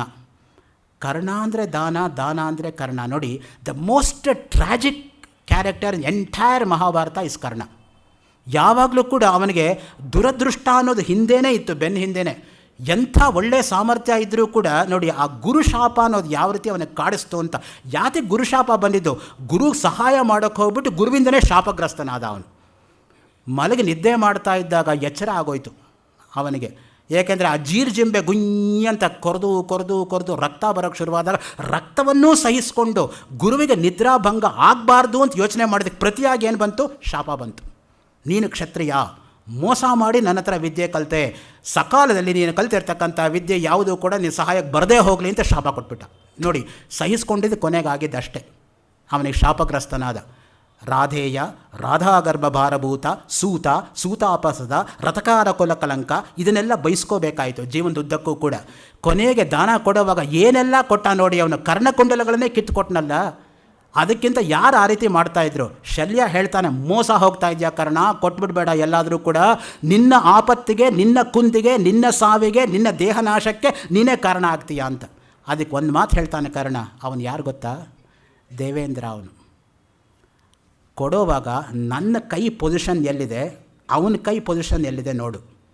ನಾನು ದೇವೇಂದ್ರನಿಗೆ ದಾನ ಕೊಟ್ಟೆ ಅಂತ ನನ್ನ ಕೀರ್ತಿ ಜಾಸ್ತಿ ಆಯಿತೆ ಹೊರತು ಅವನ ಕೀರ್ತಿ ಇಳಿದೋಯ್ತು ಕೆಳಕ್ಕೆ. ಈ ದೇಹ ಯಾವತ್ತಿದ್ರೂ ಬೀಳೋದೆ. ಸತ್ತ ಮೇಲೆ ನಾವು ಮಾಡಿರ್ತಕ್ಕಂಥ ಒಳ್ಳೆಯ ಕರ್ಮವೇ ನಮ್ಮನ್ನು ಹಿಂಬಾಲಿಸ್ಕೊಂಡು ಬರುತ್ತೆ ಹೊರತು ಇನ್ಯಾವುದೂ ಅಲ್ಲ. ಹಾಗೆ ಅಂಥೇಳಿ ಗೊತ್ತಿದ್ದು ಕಿತ್ತು ಕೊಟ್ಬಿಡ್ತಾನೆ ದಾನವನ್ನು ಅವನು. ಮಹಾಭಾರತ ಯುದ್ಧದಲ್ಲಿ ಕರ್ಣ ಬಾಣ ಬಿಟ್ಟಾಗ ಅರ್ಜುನನ ರಥ 2 ಅಡಿ ಹಿಂದಕ್ಕೆ ಬರುತ್ತೆ. ಅರ್ಜುನ ಬಾಣ ಬಿಟ್ಟಾಗ ಕರ್ಣನ ರಥ 200 ಅಡಿ ದೂರ ಹೋಗುತ್ತೆ. ಕೃಷ್ಣ ಅರ್ಜುನನ ರಥ ಇಳಿದುಬಿಟ್ಟು ಕರ್ಣನಿಗೆ ಭುಜ ತಟ್ಬಿಟ್ಟು ಶಾಬಾಸ್ಗಿರಿ ಕೊಟ್ಟು ಬರ್ತಾನೆ. ಆಗ ಏನು ಕೋಪ ಬರುತ್ತೆ ಗೊತ್ತಾ ಅರ್ಜುನಿಗೆ? ಏನು ಕೃಷ್ಣ ನೀನು ಮಾಡ್ತಾ ಇರೋದು? ನನಗೂ ಅವನಿಗೂ ನೀನು ಸಾರಥಿ, ಅವನನ್ನು ಹೊಗಳ್ತಾ ಇದೆಯಲ್ಲ. ಅದಕ್ಕೆ ಹೇಳ್ತಾನೆ ಕೃಷ್ಣ ನಕ್ಬಿಟ್ಟಪ್ಪ, ಇಲ್ಲಿ ಯಾರು ಕೂತಿರೋದು ಗೊತ್ತಾ ನಿನಗೆ? ನಾನು ಕೂತಿದ್ದೀನಿ. ನಿನ್ನ ಮೇಲ್ಗಡೆ ಯಾರಿರೋದು? ಧ್ವಜದಲ್ಲಿ ಹನುಮತ್ ಪತಾಕೆ, ಹನುಮಂತ ಇದ್ದಾನೆ ಮೇಲ್ಗಡೆ. ನಮ್ಮಿಬ್ಬರನ್ನೂ ಸೇರಿಸ್ಬಿಟ್ಟು 2 ಅಡಿ ಹೊಡೆಯೋದು ಸಾಮಾನ್ಯವಾಗಿರೋ ಪರಾಕ್ರಮ ಅಲ್ಲ. ನಾನು ಕೂತಿರೋದ್ರಿಂದನೇ ಅವನ ರಥ 200 ಅಡಿ ದೂರ ಹೋಗುತ್ತೆ. ಅದರಲ್ಲಿ ನೀನು ಏನು ಪರಾಕ್ರಮನೂ ಇಲ್ಲ ಅಂತ ಹೇಳಿದಂತೆ.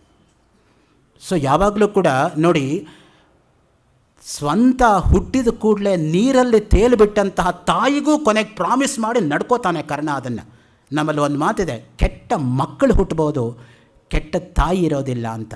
ಆದರೆ ಈ ಮಹಾಭಾರತದಲ್ಲಿ Kunti prove to be a bad mother and Karna prove to be a worthy ಸನ್.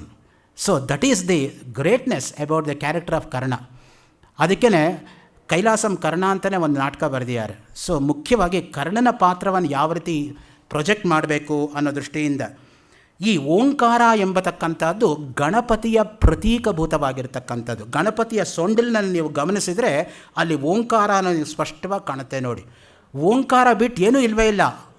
ಮಾಂಡೂಕ್ಯೋಪನಿಷತ್ ನೀವು ತೆಗೆದು ನೋಡಿದ್ರೆ ಅಕಾರ ಜಾಗ್ರತ್ತು, ಉಕಾರ ಸ್ವಪ್ನ, ಮಕಾರ ಸುಷುಪ್ತಿ, ಅಮ್ಮಲ್ಲಿರ್ತಕ್ಕಂಥ ಅರ್ಧಾಕ್ಷರ ತುರಿಯ ಅಂತ ಅವರು ವರ್ಣನೆ ಮಾಡೋದು.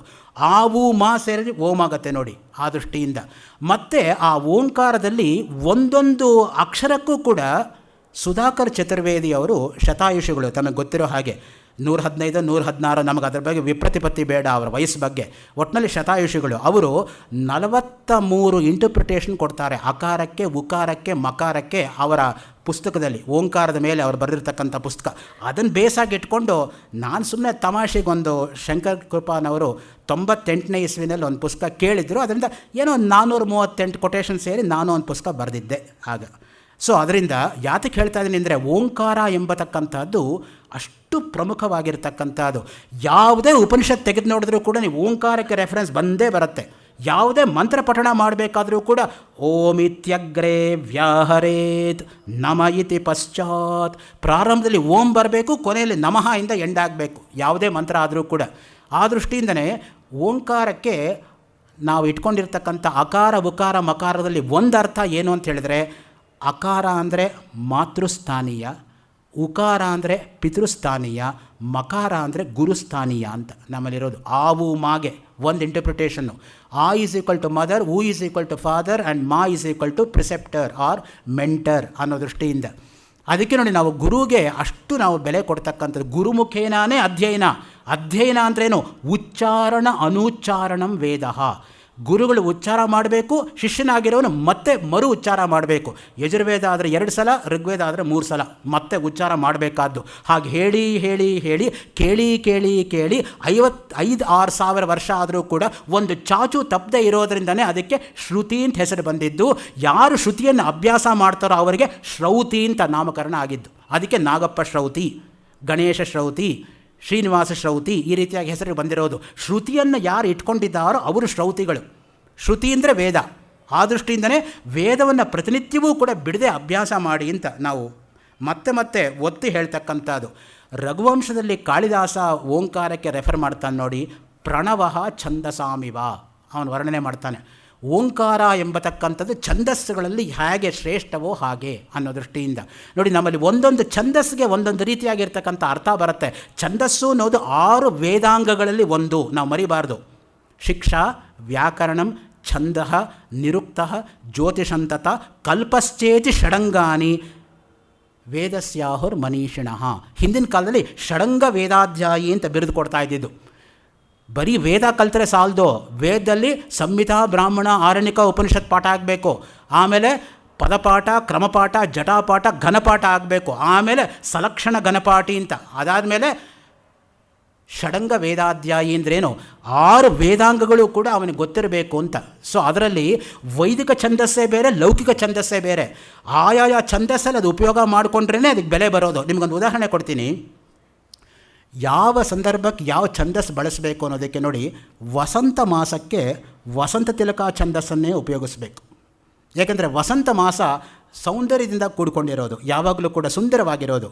ಅದೇ ಯಾವಾಗಲೂ ಕೂಡ ಮೇಘದೂತದಲ್ಲಿ ಕಾಳಿದಾಸ ಮಂದಾಕ್ರಾಂತ ಛಂದಸ್ಸನ್ನು ಉಪಯೋಗಿಸ್ತಾನೆ. ಏಕೆಂದರೆ ಗೋಳು ವೃತ್ತ ಅದು. ಗಂಡ ಹೆಂಡತಿ ಒಟ್ಟಿಗೆ ಇಲ್ಲದೇ ಇರುವಾಗ ಅಗಲುವಿಕೆಯಿಂದ ಬಳಸ್ತಕ್ಕಂಥ ಶಬ್ದ ಅದು. ಮಂದಂ ಮಂದಂ ಉದತಿ ಪವನಃ ಚಾನುಕೂಲೋ ಯಥಾಮಿ. ಹೋಗಬೇಕಲ್ಲಪ್ಪ ಇವನ ಕ್ಲಾಸ್ಗೆ ಅಂದ್ಕೊಂಡು ವಿದ್ಯಾರ್ಥಿಗಳು ಒಳಗೆ ಬರ್ತಾರೆ ಅಂತ. ಸೊ ಗೋಳು ವೃತ್ತ ಅದು. ಅದು ನಗತಕ್ಕಂಥ ವೃತ್ತ ಅಲ್ಲ. ಅದೇ ನೋಡಿ, ಕುದುರೆ ನೆಗೆದ್ರೆ ಹೇಗೆ ಶಬ್ದ ಬರುತ್ತೋ ಹಾಗೆ ಕಟ್ ಮಾಡ್ದಂಗೆ ಶಬ್ದ ಬರುತ್ತೆ. ರಥೋದ್ದತ ವೃತ್ತ ಅಂತ. ಮಂದ ಮಂದಮಪಯದ್ವಲಿತ್ರಯ ಗಾದತ ವಿಷಯನಾಭಿಗಹ್ವರ ಕೋಸಲೇಂದ್ರ ದುಹಿತು ಶನೈರಭೂನ್ ಮಧ್ಯ ಎಷ್ಟಿರಪಿ ದೃಷ್ಟಿಗೋಚರ. ಕಟ್ ಮಾಡ್ದಂಗೆ ಬರುತ್ತೆ, ಅದು ರಥೋದ್ದತ ವೃತ್ತ. ಇನ್ನು ಅಂಬಾಷ್ಟಕದಲ್ಲಿ ಆಚಾರ್ಯ ಶಂಕರರು ಬಳಸಿದ್ದಾರೆ ನೋಡಿ, ಅತ್ಯಂತ ಅಪೂರ್ವವಾಗಿರ್ತಕ್ಕಂಥ ಅಶ್ವಧಾಟಿ ವೃತ್ತ.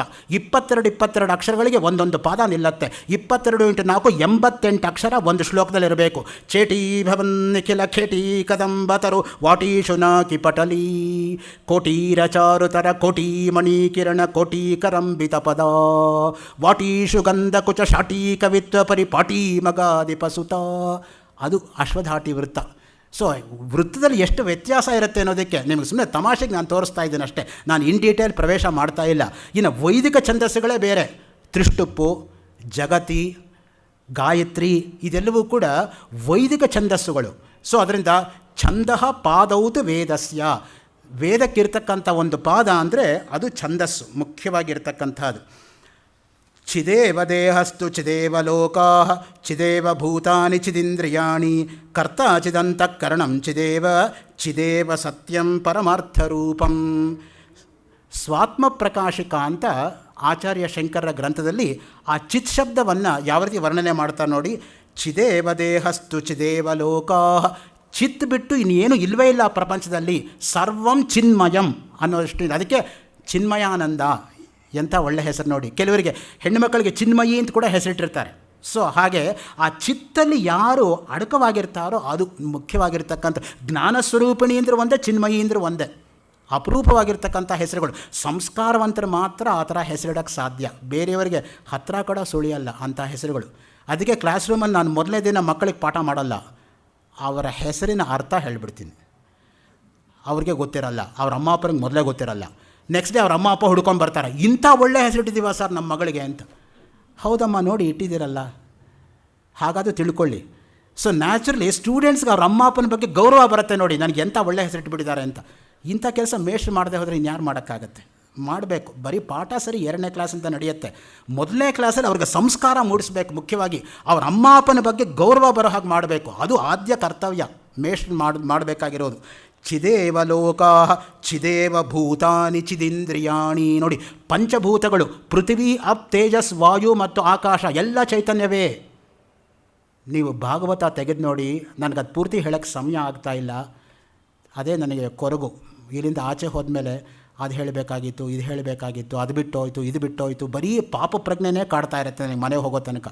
ಯಾಕೆಂದರೆ ಹೇಳಿದ್ದಕ್ಕಿಂತ ಹೇಳದೇ ಇರೋದು ಅಗಾಧವಾಗಿರುತ್ತೆ. ಸೊ ಹಾಗೆ ಎಷ್ಟು ಒಳ್ಳೆಯ ಉದಾಹರಣೆ ಕೊಡ್ತಾರೆ ಅಂದರೆ, ಪ್ರಕೃತಿಯಲ್ಲಿರ್ತಕ್ಕಂಥ ಒಂದೊಂದು ಅಂಶದಿಂದಲೂ ನಾವು ಕಲಿಯೋದಿದೆ ಅಂತ ಹೇಳ್ತಾರೆ ದತ್ತಾತ್ರೇಯರು ಭಾಗವತದಲ್ಲಿ. ನಾನು ನಿನ್ನೆ ನಿಮಗೊಂದು ಉದಾಹರಣೆ ಕೊಟ್ಟೆ, ಗಾಳಿ ಉದಾಹರಣೆ ನೋಡಿ. ಗಾಳಿ ಸ್ಮಶಾನದ ಮೇಲೂ ಬೀಸತ್ತೆ, ಹೂದೋಟದ ಮೇಲೂ ಬೀಸತ್ತೆ. ಇಲ್ಲಿ ಬೀಸಬೇಕು, ಅಲ್ಲಿ ಬೀಸಬಾರ್ದು ಅನ್ನೋ ಡಿಸ್ಟಿಂಕ್ಷನ್ನೇ ಇಲ್ಲ ಗಾಳಿಗೆ. ಹಾಗೆ ನೀರಿನಿಂದ ನಾವು ಮಧುರತ್ವವನ್ನು ಕಾಣಬೇಕು ಯಾವಾಗಲೂ ಕೂಡ, ಮಧುರವಾಗಿರ್ತಕ್ಕಂತಹ ಭಾವನೆ. ಹಾಗೆಯೇ ನಾವು ಆಕಾಶದಿಂದ ನಿರ್ಲಿಪ್ತತೆಯನ್ನು ಕಾಣಬೇಕು. ಗುಡಿಗೆ ಬರಲಿ, ಮಿಂಚು ಬರಲಿ, ಯಾವುದಕ್ಕೂ ಅಲ್ಲಾಡದೆ ಒಂದೇ ತರಹ ಇರುತ್ತೆ ನೋಡಿ ಆಕಾಶ ಅನ್ನೋದು. ಸೊ ನಿರ್ಲಿಪ್ತ ಸ್ಥಿತಿಯನ್ನು ಆಕಾಶದಿಂದ ಪಡ್ಕೋಬೇಕು. ಒಂದೇ ತರಹ ಇರತಕ್ಕಂಥ ಸ್ಥಿತಿಯನ್ನು ನಾವು ಗಾಳಿಯಿಂದ ಪಡ್ಕೋಬೇಕು. ಹೀಗೆ ಒಂದೊಂದರಿಂದನೂ ಕೂಡ ಒಂದೊಂದು ಸ್ವಭಾವ ಇದೆ ಕಲಿಯೋದು. ಮತ್ತು ಇರೋದ್ರಲ್ಲಿ ತೃಪ್ತನಾಗಿರಬೇಕು ಅನ್ನೋದಕ್ಕೆ ಹೆಬ್ಬಾವು ಉದಾಹರಣೆ ಕೊಡ್ತಾರೆ ನೋಡಿ. ಹೆಬ್ಬಾವು ತಾನೇ ಹುಡ್ಕೊಂಡು ಹೋಗಲ್ವಂತೆ. ಯಾರಾದರೂ ತನ್ನೊಳಗೆ ಪ್ರವೇಶ ಮಾಡಿದ್ರೆ ಅವ್ರನ್ನ ಬಿಡಲ್ಲ, ಅವ್ರನ್ನ ಮಾತ್ರ ತಿನ್ನತ್ತೆ ಹೊರತು ತಾನೇ ಅಟ್ಟಿಸ್ಕೊಂಡು ಹೋಗಿ ತಿಂತಕ್ಕಂಥದ್ದಲ್ಲ. ಮತ್ತು ಪರಾಕ್ರಮ, ಸ್ವಾಭಿಮಾನ ಅಂದರೆ ಸಿಂಹ ನೋಡಿ. ಸಿಂಹ ಸಾಯತ್ತೆ ಹೊರತು ಹುಲ್ಲು ತಿನ್ಕೊಂಡು ಬದುಕಲ್ಲ. It will never compromise on account of its values. It stood for some values and it dies with the same values. ಎಲ್ಲ ವ್ಯಾಲ್ಯೂ ಓರಿಯೆಂಟೆಡ್ ಪೀಪಲ್ಗೂ ಇದೇ ಬರೋ ತಾಕಲಾಟ ಜೀವನದಲ್ಲಿ. Because they follow some values and they cannot adjust and they don't want to adjust. Let me die like this because after all I have lived like this, why I should change at this part of my life ಅಂತ ಪ್ರತಿಯೊಬ್ಬರು ಕೂಡ. ಅದಕ್ಕೆ ಹೇಳೋದು, ಆ ಮೌಲ್ಯಾಧಾರಿತವಾಗಿರ್ತಕ್ಕಂಥ ಜೀವನವನ್ನು ನಡೆಸೋವರಿಗೆ ಆ ಮೌಲ್ಯಗಳಿಗೆ ಅವ್ರಿಗೆ ನಿಜವಾಗಿರ್ತಕ್ಕಂಥ ಬೆಲೆ ಕೊಡ್ತಕ್ಕಂಥದ್ದು. ಅದಕ್ಕೆ ಏಕಂ ವಸ್ತು ಜಗತ್ ಸರ್ವಂ ಚಿನ್ಮಾತ್ರಂ ವಾರಿವಾಂಬುದಿ ತದೇವ ಸ್ಪಂದತೆ ಧೀಭಿಃ ಶುದ್ಧವಾರಿವ ವೀಚಿಭಿಃ. ಯೋಗ ವಾಸಿಷ್ಠದಲ್ಲಿ ಈ ಮಾತನ್ನು ವಸಿಷ್ಠರು ರಾಮನಿಗೆ 6ನೇ ಅಧ್ಯಾಯ 1ನೇ ಪಾದ 101ನೇ ಶ್ಲೋಕದಲ್ಲಿ ಹೇಳ್ತಾರೆ. ಏಕಂ ವಸ್ತು ಜಗತ್ ಸರ್ವಂ, ಈ ಸಮಸ್ತ ಪ್ರಪಂಚದಲ್ಲಿರ್ತಕ್ಕಂಥದ್ದು ಒಂದೇ ವಸ್ತುನಪ್ಪ, ಚಿನ್ಮಾತ್ರಂ, ಅದೇ ಚಿತ್ ಎಂಬತಕ್ಕಂಥದ್ದು. ಹಾಗೆ ವಾರಿವ ಅಂಬುದಿ, ಸಮುದ್ರದಲ್ಲಿರ್ತಕ್ಕಂತಹ ನೀರು ತರಹ ನೋಡಿ. ಸಮುದ್ರದಲ್ಲಿ ಎಷ್ಟು ನೀರಿನ ಕಣಗಳಿದೆ, ಅಷ್ಟಾದರೂ ಕೂಡ ಅದೆಲ್ಲವೂ ಯಾವುದರಿಂದ ಕರೆಸ್ಕೊಳ್ಳುತ್ತೆ? ಸಮುದ್ರ ಅಂತ ಕರೆಸ್ಕೊಳ್ಳುತ್ತೆ ಹೊರತು ನೀರು ಅಂತ ಕರೆಸ್ಕೊಳ್ಳೋದಿಲ್ಲ. ಆದರೆ ನೀರಿಲ್ಲದೆ ಸಮುದ್ರ ಇಲ್ಲ. ಹಾಗೆ ಆ ಅವಿನಾಭಾವ ಸಂಬಂಧ ಅದಕ್ಕಿರ್ತಕ್ಕಂಥದ್ದು. ಜ್ಞಾನ ಆ ರೀತಿಯಾಗಿರಬೇಕು ಅಂತ ಹೇಳ್ತಕ್ಕಂಥದ್ದು. Knowledge should always be in the form of a river and never stagnant like a pond ಅಂತ ಒಂದು ಕಡೆ ಟೆನ್ನಿಸನ್ ಹೇಳ್ತಾನೆ. ಹಿಂದೆ ಓದಿದ್ದು ಯಾವುದನ್ನು ಮರೀದೆ ಹೊಸದಾಗಿ ಓದ್ಕೊಂಡು ಸೇರಿಸ್ಕೊಂಡು ಹೋಗಬೇಕು ಅಂತ, ನದಿ ನೀರು ಹರಿಯೋ ಹಾಗೆ ಅನ್ನೋ ದೃಷ್ಟಿಯಿಂದ. ಇಲ್ಲದೇ ಬಗ್ಗಡ ಆಗಿಬಿಡತ್ತೆ, ಒಂದೇ ಕಡೆ ಕೊಳದಲ್ಲಿ ನೀರು ನಿಂತು ಹೋದ ಹಾಗೆ. Knowledge should never be like that ಅನ್ನೋ ದೃಷ್ಟಿಯಿಂದ. ಸೊ ಮುಖ್ಯವಾಗಿ ಚಿನ್ಮಾತ್ರಂ ವಾರಿ ಇವ ಅಂಬುದಿ. ಅಂಬುದಿ ಅಂದರೆ ಸಮುದ್ರದಲ್ಲಿರ್ತಕ್ಕಂಥ ನೀರಿನೋಪಾದಿಯಲ್ಲಿ. ತದೇವ ಸ್ಪಂದತೆ ಧೀಬಿಹಿ ಶುದ್ಧವಾರಿವ ವೀಚಿಬಿಹಿ. ವೀಚಿ ಅಂದರೆ ಅಲೆಗಳು. ನೋಡಿ, ಅಲೆಗಳು ಬರ್ತಾ ಇರುತ್ತೆ, ಹೋಗ್ತಾ ಇರುತ್ತೆ. ಒಂದು ಅಲೆ ಆದಮೇಲೆ ಒಂದು ಅಲೆ ಸತತವಾಗಿ ಬರ್ತಾ ಇರುತ್ತೆ ಸಮುದ್ರದಲ್ಲಿ. ಅದನ್ನೂ ಕಾಳಿದಾಸ ಬಿಟ್ಟಿಲ್ಲ. ಶಿವ ಹೇಗೆ ತಪಸ್ಸು ಮಾಡ್ತಾ ಇದ್ದ ಅನ್ನೋ ಸಂದರ್ಭದಲ್ಲಿ ಎಷ್ಟು ನಿಶ್ಚಲವಾಗಿ ಶಿವ ತಪಸ್ಸು ಮಾಡ್ತಾ ಇದ್ದ ಅನ್ನೋವಾಗ ಸಮುದ್ರದ ಅಲೆಯನ್ನು ಉದಾಹರಣೆ ಕೊಟ್ಟಿದ್ದಾರೆ ಕಾಳಿದಾಸ. ಮನೋ ಅವೃಷ್ಟಿ ಸಂರಂಭ ಇವಾಂಬುಮಾಹ ಅಪಾಮಿವಾಧಾರ ಮನುತ್ತರಂಗಂ ಅಂತಶ್ಚರಾಣಾಂ ಮರುತ ನಿರೋಧ ನಿವಾತ ನಿಷ್ಕಂಪಮಿವ ಪ್ರದೀಪಂ. 3 ಉಪಮೆಗಳನ್ನು ಒಂದೇ ಶ್ಲೋಕದಲ್ಲಿ ಕಾಳಿದಾಸ ತರ್ತಾನೆ ನೋಡಿ. ಒಂದು ಉಪಮೆ ತರೋದೇ ಕಷ್ಟ. ಉಪಮಾ ಕಾಳಿದಾಸಸ್ಯ, ನಮಗೆ ಗೊತ್ತಿರೋದು ಉಪಮಾ ಕಾಳಿದಾಸಸ್ಯ. ಉಪಮಾ ಯಾರಿಗೆ ಗೊತ್ತಾಗಿದೆ? ಅದಕ್ಕೆ ನೋಡಿ, ನೀವು ಹೈಸ್ಕೂಲ್ ಮಕ್ಕಳಿಗೆ ಗ್ರಾಮರ್ ಕಷ್ಟ ಅಂತ ಹೇಳುವಾಗ ಅವ್ರು ಹೇಳ್ತಾರೆ ಬಾಯ್ಬಿಟ್ಟು ಪಾಪ ತುಂಬ ಪ್ರಾಮಾಣಿಕವಾಗಿ, ನಮಗೆ ಸಮೋಸ ಗೊತ್ತಿದೆ ಸರ್, ಸಮಾಸ ಗೊತ್ತಿಲ್ಲ. ಎಂಥ ಆನೆಸ್ಟ್ ಕಮಿಟ್ಮೆಂಟ್ ನೋಡಿ. I appreciate such students because genuinely they pour out their ignorance. ಅದೇ ಬೆಳೀತಾ ಬೆಳೀತಾ ಆ ಆನೆಸ್ಟಿ ಹೋಗಿಬಿಡತ್ತೆ ಮಕ್ಕಳಲ್ಲಿ. ಅದು ತುಂಬ ಅನ್ಯಾಯ. ಏಕೆಂದರೆ ಮನಸ್ಸು ಬಿಚ್ಚಿ ತಮಗೆ ಗೊತ್ತಿರೋದನ್ನು ಒಳ್ಳೆಯದಾಗಲಿ ಇರೋದೇ ಹೇಳ್ತಕ್ಕಂಥದ್ದಾದರೆ ಕೇಳೋರಿಗೆ ಅದರಿಂದ ಏನು ಕ್ಯೂರು ಅಂತ ಮಾಡ್ಕೊಳ್ಳೋಕ್ಕೆ ಸಾಧ್ಯ. ಈಗ ಒಬ್ಬ ವೈದ್ಯನ ಹತ್ರ ಹೋಗ್ಬಿಟ್ಟು ನೀವು ಸುಮ್ಮನೆ ಬಾಯಿ ಮುಚ್ಕೊಂಡು ಕೂತ್ಕೊಂಡ್ಬಿಟ್ರೆ ಏನಕ್ಕೆ ಅಂತ ಅವನು ಔಷಧಿ ಕೊಡೋದು? ನನಗೆ ಈ ರೀತಿ ತೊಂದರೆ ಆಗಿದೆ ಅಂತ ಹೇಳಿದ್ರೆ ಅವನಿಗೆ ಅರ್ಥ ಆಗಿ ಅದಕ್ಕೆ ಔಷಧಿ ಕೊಡ್ತಾನೆ. ನೀವು ಸುಮ್ಮನೆ ಹೋಗ್ಬಿಟ್ಟು ಸುಮ್ಮನೆ ಕೂತ್ಕೊಂಡ್ಬಿಟ್ರೆ ಎಲ್ಲ ಅವನೇ ನೋಡ್ಕೊಳ್ಳಿ ಅಂತ ಏನೋದು ನೋಡ್ತಾನೆ ಪಾಪ ಅವನು. ಯಾವ ಅಂಗ ಅಂತ ನೋಡಬೇಕು ಅವನು. ಸೊ ಹಾಗಾಗಿ ನಾವು ಹೇಳಬೇಕು, ನಮಗೇನು ಆಗ್ತಾ ಇದೆ ಅನ್ನೋದನ್ನು ನಾವು ಬಾಯಿ ಬಿಚ್ಚಿ ಹೇಳಬೇಕು. ಕೆಲವರು ನೋಡಿ ಎಷ್ಟು ಟ್ರಾನ್ಸ್ಪರೆಂಟ್ ಆಗಿರುತ್ತೆ ಕೆಲವು ಮಕ್ಕಳು ಅಂದರೆ, ಮನಸ್ಸೊಳಗಡೆ ಏನಾಗ್ತಾ ಇದೆಯೋ ಅದು ಕೂಡ ಗೊತ್ತಾಗ್ತಾ ಇರುತ್ತೆ ಮಕ್ಕದ ಮೇಲೆ ಕೆಲವರಿಗೆ. ಇನ್ನು ಕೆಲವರಿಗೆ ಭಗವಂತನೇ ಪ್ರೀತಿ, ಏನಾಗ್ತಾ ಇದೆಯೋ ಯಾರಿಗೂ ಗೊತ್ತಾಗೋದಿಲ್ಲ. ಒಂಥರ ಭಾಳ ಡಿಸೆಪ್ಟಿವ್ ಫೇಸಸ್ಸು ಕೆಲವು, ಒಂದೇ ತರಹ ಇರ್ತಾರೆ ಒಂಥರಹ. ಅದರಿಂದ ಕಂಡುಹಿಡಿಯೋದೇ ಭಾಳ ಕಷ್ಟ ಯಾವಾಗಲೂ ಕೂಡ. ಚಿದೇವಾತ್ಮ ಜಗನ್ಮಿಥ್ಯ ಇತ್ಯತ್ರ ಪರ್ಯವಸಾನತಃ ಚಿದ್ಗಗನ ಚಂದ್ರಿಕಾ. ನಮ್ಮಲ್ಲಿ ಎಷ್ಟೋ ಜನಕ್ಕೆ ಗೊತ್ತಿಲ್ಲ, ಕಾಳಿದಾಸ ಚಿದ್ಗಗನ ಚಂದ್ರಿಕಾ ಅಂತ ಒಂದು ಗ್ರಂಥ ಬರೆದಿಯಾನು. ನಾವು ಕಾಳಿದಾಸ ಅಂದ್ಕೊಂಡ್ರೆ ಏನು ಅನ್ಕೋತೀವಿ? ಮಾವಿಷ ಕುರಮೇರು ಅಷ್ಟೇ ಕಾಳಿದಾಸ ಅಂದರೆ. ಮಾ ಅಂದರೆ ಮಾಲವಿಕಾಗ್ನಿಮಿತ್ರ, ವಿ ಅಂದರೆ ವಿಕ್ರಮ ಋಷಿಯ, ಶಾ ಅಂದರೆ ಶಾಕುಂತಲ, ಕು ಅಂದರೆ ಕುಮಾರ ಸಂಭವ, ರಾ ಅಂದರೆ ರಘುವಂಶ, ಮೇ ಅಂದರೆ ಮೇಘದೂತ, ರು ಅಂದರೆ ಋತ್ಸಂಹಾರ ಅಷ್ಟೇ. ರಂಗಪ್ರಿಯ ಸ್ವಾಮಿಗಳು ಪೂರ್ವಾಶ್ರಮದಲ್ಲಿ ವರದೇಶಕಾಚಾರಾಗಿ ಫಸ್ಟ್ ಡೇ ಬೋರ್ಡ್ ಮೇಲೆ ಅಷ್ಟೇ ಬರೆದಿದ್ದು. ಕಾಳಿದಾಸ ಅಂದರೆ ಇಷ್ಟು ಅರ್ಥ ಮಾಡ್ಕೊಂಬಿಡಿಪ್ಪ, ಮಾವಿಷ ಕುರಮೇರು. ಆಮೇಲೆ ಕೆಳಗಡೆ ಬರಿತಾ ಹೋದರು, ಲವಿಕಾಗ್ನಿಮಿತ್ರ, ಮಾ ಅಂದರೆ ಮಾಲವಿಕಾಗ್ನಿಮಿತ್ರ, ವಿ ವಿಕ್ರಮ ಋಷಿಯ. ಹಾಗೆ ಡಿರೈವ್ ಮಾಡಿ ತೋರಿಸಿದ್ರೆ ಎಷ್ಟು ಚೆನ್ನಾಗಿ ಕೂತ್ಕೊಳ್ಳುತ್ತೆ ನೋಡಿ ತಲೆಯಲ್ಲಿ. That's the art of teaching. ನಾನು ಒಂದು ಮಾತು ಹೇಳ್ತೀನಿ, ತಪ್ಪು ತಿಳ್ಕೊಬೇಡಿ. Just as poets are born and not made, teachers are also born and not made. By passing B.Ed and M.Ed you cannot become a good teacher. ಅದು ಹೆಂಗೆ ಅಂದರೆ, medicine ಪುಸ್ತಕ ನಾನು ಓದ್ಬಿಟ್ಟು ಯಾರಿಗಾದ್ರೂ ಔಷಧಿ ಕೊಟ್ಟಂಗೆ. ಪ್ರಾಕ್ಟಿಕಲ್ ಎಕ್ಸ್ಪೀರಿಯನ್ಸ್ ಇರಬೇಕು ಅದಕ್ಕೆ. ಬರೀ ಥಿಯರಿ ಇಟ್ಕೊಂಡು ಹೇಳೋಕ್ಕಾಗತ್ತಾ? ಒಳ್ಳೆ ಟೀಚರ್ ಹಿಂಗಿರಬೇಕು ಅಂತ 1000 ಭಾಷಣ ಮಾಡೋದ್ರಿಂದ ಅವ್ನು ಒಳ್ಳೆ ಟೀಚರ್ ಆಗೋಕ್ಕಾಗಲ್ಲ. ಸೊ ಅದರಿಂದ it's a practical day to day affair in the classroom. That's the lab. For every teacher classroom is the laboratory, whether a success or not ಅನ್ನೋ ದೃಷ್ಟಿಯಿಂದ. ನನಗೆ ನಾನು 30 ವರ್ಷದ ಕೆಳಗೆ ಕಾಲೇಜ್ ಸೇರಿಕೊಂಡಾಗ ನನ್ನ ಹೆಡ್ ಡಿಪಾರ್ಟ್ಮೆಂಟ್ ಒಂದು ಮಾತು ಹೇಳಿದರು. ಅದನ್ನು ಪಬ್ಲಿಕ್ಕಲ್ಲಿ ಹೇಳ್ಬೋದೋ ಇಲ್ವೋ ಗೊತ್ತಿಲ್ಲ, ಎನಿವೆ ಹೇಳಿಬಿಡ್ತೀನಿ ಏನಾದರೂ ಆಗಲಿ. ನೋಡಪ್ಪ, ಮೊದಲನೇ ಕ್ಲಾಸ್ಗೆ ಹೋಗ್ತಾ ಇದೆಯಾ, ಸರಿಯಾಗಿ ಪಾಠ ಮಾಡಿದೆಯೋ ವಿದ್ಯಾರ್ಥಿಗಳು ತಲೆ ಮೇಲೆ ಇಟ್ಕೋತಾರೆ, ಮಾಡಲಿಲ್ವೋ ಬಚ್ಚಲ್ಗೆ ಹಾಗೆ ಉಜ್ತಾರೆ. ಉಜ್ಜಿಸ್ಕೋತಿರೋ ನಿಮಗೆ ಬಿಟ್ಟಿದ್ದು. ಎಷ್ಟು ಗಂಟೆ ಓದ್ಕೊಂಬಂದಿದ್ದೀರಾ? 2 ಗಂಟೆ. ಎಷ್ಟು ಗಂಟೆ ಪಾಠ ಮಾಡಬೇಕಾಗಿರೋದು? 2 ಗಂಟೆ ಸಾಲದು.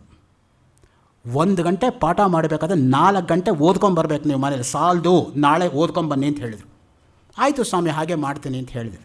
ಯಾಕೆ ಹೇಳ್ತೀನಿ ಆ ಮಾತನ್ನು ಅಂತ ಹೇಳಿದ್ರೆ, ಎಷ್ಟು ಓದಿದರೂ ಕೂಡ ಮೊದಲ 5 ವರ್ಷ ಬಹಳ ಕಡಿಮೆ ಆಗುತ್ತೆ ಕ್ಲಾಸ್ ರೂಮಲ್ಲಿ. ನಾವು ಆಗಲ್ಲ ಅಂದ್ಕೊಂಡಷ್ಟು ಹೇಳೋಕ್ಕಾಗೋದಿಲ್ಲ. ಆಮೇಲೆ ಎಕ್ಸ್ಪೀರಿಯನ್ಸಿಂದ ನಡೆಯುತ್ತೆ. ಆದರೆ ಪ್ರಾರಂಭದಲ್ಲಿ ಮಾತ್ರ ಆ ಓದೋ ಇದನ್ನು ಬಿಡಬಾರ್ದು ಯಾವಾಗಲೂ ಕೂಡ. ಅದೊಂದು ಅಭ್ಯಾಸ ಆಗಿಬಿಟ್ರೆ ನಮ್ಮ ಜೀವನದುದ್ದಕ್ಕೂ ಓದ್ಕೊಂಡು ಹೋಗ್ತೀವಿ ಆ ಮಾದರಿನಲ್ಲಿ. ಅದಕ್ಕೋಸ್ಕರ ಆ ತರಹ ಮಾರ್ಗದರ್ಶನ ಮಾಡೋರು ಇದ್ದರೆ ಎಷ್ಟು ಚೆನ್ನಾಗಿರುತ್ತೆ ನೋಡಿ. ಇನಿಷಿಯಲ್ ಸ್ಟೇಜ್ ಆಫ್ ಒನ್ಸ್ ಕೆರಿಯರಲ್ಲಿ ಎಷ್ಟು ಚೆನ್ನಾಗಿರುತ್ತೆ ಅದು ನಿಜಕ್ಕೂ ಕೂಡ. ನಾನು ಧನ್ಯ ಆ ದೃಷ್ಟಿಯಿಂದ ಆ ಥರ ಹೆಡ್ ಡಿಪಾರ್ಟ್ಮೆಂಟ್ ಸಿಕ್ಕಿದ್ರಿಂದ. ಚಿತ್ಯೈ ನಮಃ ಲಲಿತಾ ಸಹಸ್ರನಾಮ 362ನೇ ನಾಮ. ಲಲಿತಾ ಅಂದ್ರೇನು? ಲ ಲಿ ತ. ಚಂದ್ರಶೇಖರ ಭಾರತಿ ಮಹಾಸ್ವಾಮಿಗಳ ವ್ಯಾಖ್ಯಾನ ನೀವು ನೋಡಿದರೆ ಎಡತೊರೆ ಸುಬ್ರಾಯ ಶರ್ಮರು ಅಂತಿದ್ದರು. ನಮ್ಮ ಕೆ ಜಿ ಸುಬ್ರಾಯ ಶರ್ಮರಲ್ಲ, ಎಡತೊರೆ ಸುಬ್ರಾಯ ಶರ್ಮರು 1931ನೇ ಇಸ್ವಿನಲ್ಲಿ ಸಂಪಿಗೆ ರೋಡಲ್ಲಿ ಮಲ್ಲೇಶ್ವರದಲ್ಲಿ 171ನೇ ಡೋರ್ ನಂಬರಲ್ಲಿ ಬರೆದಿರ್ತಕ್ಕಂಥ ಪುಸ್ತಕಕ್ಕೆ 8 ಪೇಜ್ ಅನುಗ್ರಹವನ್ನು ಆಶೀರ್ವಾದ ಮಾಡಿರ್ತಕ್ಕಂಥ ಶ್ರೀ ಶ್ರೀ ಶ್ರೀ ಚಂದ್ರಶೇಖರ ಭಾರತಿ ಮಹಾಸ್ವಾಮಿಗಳು ಹೇಳ್ತಕ್ಕಂಥ ವ್ಯಾಖ್ಯಾನ ಏನು ಅಂದರೆ ಲಕ್ಷ ಪದಾರ್ಥ ವೇದೇಶು. ಲಾ ಅಂದರೆ ವೇದದಲ್ಲಿ ಲಕ್ಷ ಪದಾರ್ಥವನ್ನು ಇಟ್ಟುಕೊಂಡು, ಲಿಂಗಭೇದ ರಹಿತ, ಲಿಂಗಭೇದ ರಹಿತವಾಗಿ ತತ್ವಮಸ್ಯಾದಿ ವಾಕ್ಯಾರ್ಥವಾತ್ ಲಲಿತಾ ಇತ್ಯಭಿಧೀಯತೆ. ಇದು ಲಲಿತಾ ಶಬ್ದಕ್ಕಿರ್ತಕ್ಕಂಥ ಲಕ್ಷಣ. ಸೊ ತಾನೋದರಲ್ಲಿ ತತ್ವಮಸಿ ವಾಕ್ಯಾರ್ಥದಲ್ಲಿ ನೆಲೆಗೊಳ್ಳಬೇಕು ಮನಸ್ಸು ಅನ್ನೋದು. ಆ ದೃಷ್ಟಿಯಿಂದ ಲಲಿತಾ ಸಹಸ್ರನಾಮ ಸಾಮಾನ್ಯವಾಗಿರ್ತಕ್ಕಂಥದ್ದಲ್ಲ. ಮಂತ್ರಶಾಸ್ತ್ರ ಡೈಮೆನ್ಷನ್ ಏನಿದೆ ಗೊತ್ತಾ ಲಲಿತಾ ಸಹಸ್ರನಾಮಕ್ಕೆ? ಒಂದೊಂದು ನಾಮಕ್ಕೆ ಒಂದೊಂದು ಗಂಟೆ ಆದರೂ ಮಾತಾಡಬೇಕಾಗತ್ತೆ. 1000 ನಾಮಕ್ಕೆ 1000 ಉಪನ್ಯಾಸ ಕೊಡಬೇಕು ಲಲಿತಾ ಸಹಸ್ರನಾಮದ ಮೇಲೆ. ನಿಜವಾಗಿ ಮಾತಾಡೋದಾದರೆ ಭಾಸ್ಕರ್ ರಾಯರ ವ್ಯಾಖ್ಯಾನ ಇಟ್ಕೊಂಡು ಅದ್ರ ಮೇಲೆ ಬೆಳೆಸಬೇಕು ಲಲಿತಾ ಸಹಸ್ರನಾಮದ ಮೇಲೆ. ಸುಮ್ಮನೆ ಏನೋ ಹೇಳಿದರೆ ಆಗೋದಿಲ್ಲ. ಸೊ ಅದಕ್ಕೆ ಮುಖ್ಯವಾಗಿ ಸಚ್ಚಿದಾನಂದ ಪೂರ್ಣಾತ್ಮ ಸರ್ವ ಪ್ರೇಮಾಸ್ಪದೋಸ್ಮ್ಯಹಂ ಸಚ್ಚಿದಾನಂದ ಮಾತ್ರೋಹಂ ಸ್ವಪ್ರಕಾಶೋಸ್ಮಿ ಸದ್ಘನಃ. ಸದಾಶಿವ ಬ್ರಹ್ಮೇಂದ್ರರ ಆತ್ಮಾನುಸಂಧಾನಂ ಗ್ರಂಥದ 32ನೇ ಶ್ಲೋಕದಲ್ಲಿ ಅವರು ಅನುಗ್ರಹಿಸ್ತಾ ಇದ್ದಾರೆ. ಸಚ್ಚಿದಾನಂದ ಪೂರ್ಣಾತ್ಮ. ಈ ಆತ್ಮವಸ್ತು ಹೆಂಗಿದೆ? ಸತ್ ಚಿತ್ ಆನಂದದಿಂದ ಕೂಡ್ಕೊಂಡಿದೆ. ಆನಂದ ಅಂದರೆ ಯಾವುದು? ಬ್ರಹ್ಮಾನಂದವೇ ಆನಂದ, ಇನ್ಯಾವುದು ಆನಂದಗಳಲ್ಲ. ಬ್ರಹ್ಮಾನಂದಂ ಪರಮಸುಖದಂ ಯೋಗಿನಾಮಪ್ಯಗಮ್ಯಂ ದ್ವಂದ್ವಾತೀತಂ. ಯಾತಿಗೆ ಬಂತ ಮಾತು? ಗುರುಗೀತಾನಲ್ಲಿ ಬರ್ತಕ್ಕಂಥ ಶ್ಲೋಕ ಅದು ನೋಡಿ. ಗುರು ಅಂದರೆ ಏನು ಅನ್ನೋದಕ್ಕೆ 317 ಶ್ಲೋಕದಿಂದ ಬರುತ್ತೆ ಗುರುಗೀತಾನಲ್ಲಿ. ಪಾರ್ವತಿಗೆ ಪರಮೇಶ್ವರ ವರ್ಣನೆ ಮಾಡ್ತಾನೆ ಗುರುಗೀತಾನಲ್ಲಿ ಗುರು ಅಂದರೆ ಏನು ಅನ್ನೋದನ್ನು ಇಟ್ಕೊಂಡು. ಬ್ರಹ್ಮಾನಂದ ಅದು ಜಿಲೇಬಿ ಆನಂದ ಅಲ್ಲ, ರಸಗುಲ್ಲ ಆನಂದ ಅಲ್ಲ, ದೂದ್ ಪೇಡ ಆನಂದ ಅಲ್ಲ, ಸೋಹನ್ ಪಪಡಿ ಆನಂದ ಅಲ್ಲ. ಈ ಆನಂದ ಬಂದ ಮೇಲೆ ಇನ್ಯಾವ ಆನಂದವೂ ಬೇಕಾಗಲ್ಲ. ಮಿಕ್ಕ ಆನಂದಗಳೆಲ್ಲ ಏನಾಗತ್ತೆ? ಅದು ತಿಂದ ಕೂಡಲೇ ಮತ್ತೆ ದುಃಖ ಶುರುವಾಗತ್ತೆ, ಅಯ್ಯೋ ಇಷ್ಟು ಬೇಗ ಮುಗಿದೋಯ್ತಲ್ಲ ಅಂತ. ಆದರೆ ಈ ಆನಂದ ಬಂದ ಮೇಲೆ ಇದು ನಿರ್ಲಿಪ್ತತೆಯನ್ನು ಉಂಟು ಮಾಡುತ್ತೆ, ನಿರಾಕಾರ ಸ್ಥಿತಿ ಕರ್ಕೊಂಡು ಹೋಗುತ್ತೆ, ನಿರವಯವವಾಗಿರ್ತಕ್ಕಂಥ ವಸ್ತುವಿನ ಕಡೆಗೆ ನಮ್ಮ ಮನಸ್ಸನ್ನು ಕೊಡುತ್ತೆ. ಆ ದೃಷ್ಟಿಯಿಂದ ಇದು ನಿಜವಾಗಿರ್ತಕ್ಕಂಥ ಶಾಶ್ವತವಾಗಿರ್ತಕ್ಕಂಥ ನಿತ್ಯಾನಂದ. ಈಗ ಆ ಹೆಸರಿಗೂ ಕಷ್ಟ ಹೇಳೋದು. ಸೊ ಆ ದೃಷ್ಟಿಯಿಂದ ನಾವು ಏನೇ ಹೇಳಿದ್ರೂ ಕೂಡ ಅಪಾರ್ಥ ಮಾಡೋ ಬುದ್ಧಿ ಇರೋರಿಗೆ ಹಾಗೆಯೇ ಹೊಳಿತಾ ಹೋಗುತ್ತೆ. ನಾವೇನು ಮಾಡೋಕ್ಕಾಗತ್ತೆ? ನಾವು ಪಾರಂಪರಿಕವಾಗಿ ಯಾವುದನ್ನು ಅತ್ಯಂತ ಶ್ರೇಷ್ಠ ಅಂತ ಇಟ್ಕೊಂಡಿರ್ತೀವೋ ಅದಕ್ಕೇ ಇನ್ನೊಂದು ದಿಕ್ಕಲ್ಲಿ ಹೋಗ್ತಾ ಇದ್ದರೆ ಏನು ಮಾಡೋದು? ಸಚ್ಚಿತ್ ಸುಖ ನೋಡಿ, ಆ ಚಿತ್ಸುಖವೇ ಸುಖ. ಚಿತ್ಸುಖಾಚಾರ್ಯ ಅಂತ ಒಬ್ಬರಿದ್ದಾರಪ್ಪ ಅದ್ವೈತ ಪರಂಪರೆಯಲ್ಲಿ. ಶಂಕರೋತ್ತರ ವೇದಾಂತ ಅಂತ ಮಾತಾಡೋದಾದರೆ ಚಿತ್ಸುಖಾಚಾರ್ಯರು ಬರೆದಿರ್ತಕ್ಕಂಥ ಕೃತಿಗೆ ಹೆಸರು ಚಿತ್ಸುಖಿ ಅಂತ. ತಿರುಪತಿನಲ್ಲಿ ವೆಂಕಟೇಶ್ವರ ಯೂನಿವರ್ಸಿಟಿನಲ್ಲಿ ಸಮೃತ ಪ್ರೊಫೆಸರ್ ಆಂಜನೇಯ ಶರ್ಮಾ ಅಂತಿದ್ದರು. ಅವರ PhD ಥೀಸಿಸು ಚಿತ್ಸುಖಾಸ್ ಕಾಂಟ್ರಿಬ್ಯೂಷನ್ ಟು ಅದ್ವೈತ ಅಂತ, 1972 ಪಬ್ಲಿಕೇಶನ್ TTD. ಸೊ ಆ ದೃಷ್ಟಿಯಿಂದ ಚಿತ್ಸುಖಾಚಾರ್ಯರು ಅಂತಲೇ ಒಬ್ಬರು ಆಚಾರ್ಯರಿದ್ದರು ನಮ್ಮಲ್ಲಿ, ಶಂಕರ ಉತ್ತರ ಆಚಾರ್ಯರಲ್ಲಿ ನೋಡಿಕೊಳ್ಳೋದಾದರೆ. ಸರ್ವ ಪ್ರೇಮಾಸ್ಪದೋಸ್ಮ್ಯಹಂ, ಎಲ್ಲರಲ್ಲೂ ಕೂಡ ಪ್ರೇಮವನ್ನು ಇಟ್ಕೊಳ್ತಕ್ಕಂಥದ್ದು. ಅದಕ್ಕೆ ಸತ್ಯಸಾಯಿ ಬಾಬಾ ಹೇಳ್ತಾ ಇದ್ದಿದ್ದು, love all hate none. You love everybody, don't hate anybody. ಗಾಂಧೀಜಿಯವರು ಅದಕ್ಕೆ ಹೇಳ್ತಾ ಇದ್ದು, love your mother tongue, don't hate others tongue. ನಿನ್ನ ಮಾತೃಭಾಷೆಯನ್ನು ಪ್ರೀತಿಸು, ಆದರೆ ಬೇರೆ ಭಾಷೆಗಳನ್ನು ದ್ವೇಷಿಸಬೇಡ ಯಾವತ್ತೂ ಕೂಡ. Mother earth has given every one according to one's need but not according to one's greed. Gandhiji ಹೇಳಿದ್ದು, ಪ್ರತಿಯೊಬ್ಬರಿಗೂ ಅವ್ರಿಗೆ ಬೇಕಾದಷ್ಟು ಭಗವಂತ ಕೊಟ್ಟೇ ಇದ್ದಾನೆ, ಆದರೆ ಅತಿ ಆಸೆ ಪಡೋಷ್ಟು ಕೊಟ್ಟಿಲ್ಲ. ಎಂಥ ಒಳ್ಳೆಯ ಮಾತು ನೋಡಿ. Mother earth has given every one according to one's need but not according to one's greed. Bharat electronics factory ಇದೆ ನೋಡಿ, ನ್ಯೂ ಬಿ ಎಲ್ ರೋಡಿಂದ ನೀವು ಎಂಟರ್ ಆಗೋವಾಗ ಲೆಫ್ಟ್ ಸೈಡ್ ಸರ್ಕಲಲ್ಲಿ ಆ ಬೋರ್ಡ್ ಹಾಕ್ಕೊಂಡಿದ್ದಾರೆ ಅವರು ಫ್ಯಾಕ್ಟ್ರಿನಲ್ಲಿ. ಭಾಳ ಒಳ್ಳೆ ಮಾತದು. ವ್ಯಾಲ್ಯೂಸ್ ಬಗ್ಗೆ ಪ್ರತಿ ತಿಂಗಳು ಒಂದು ಉಪನ್ಯಾಸ ಇಡಿಸ್ತಾ ಬಂದಿದ್ದಾರೆ 10 ವರ್ಷದಿಂದ. ಬಿ ಎಲ್ ಅವರು ಫ್ಯಾಕ್ಟ್ರಿನವರು. ಫ್ಯಾಕ್ಟ್ರಿ ಓನರ್ಸ್ಗೆ ವ್ಯಾಲ್ಯೂಸ್ ಸಿಗಬೇಕು ಅನ್ನೋ ದೃಷ್ಟಿಯಿಂದ ಎಂಥ ಉದಾತ್ತವಾಗಿರೋ ಧ್ಯೇಯ ನೋಡಿ. ಇವತ್ತಿಗೂ ಇದ್ದಾರೆ ಒಳ್ಳೆಯವರು ಲೋಕದಲ್ಲಿ, ಎಲ್ಲರೂ ಕೆಟ್ಟವರೇನಿಲ್ಲ.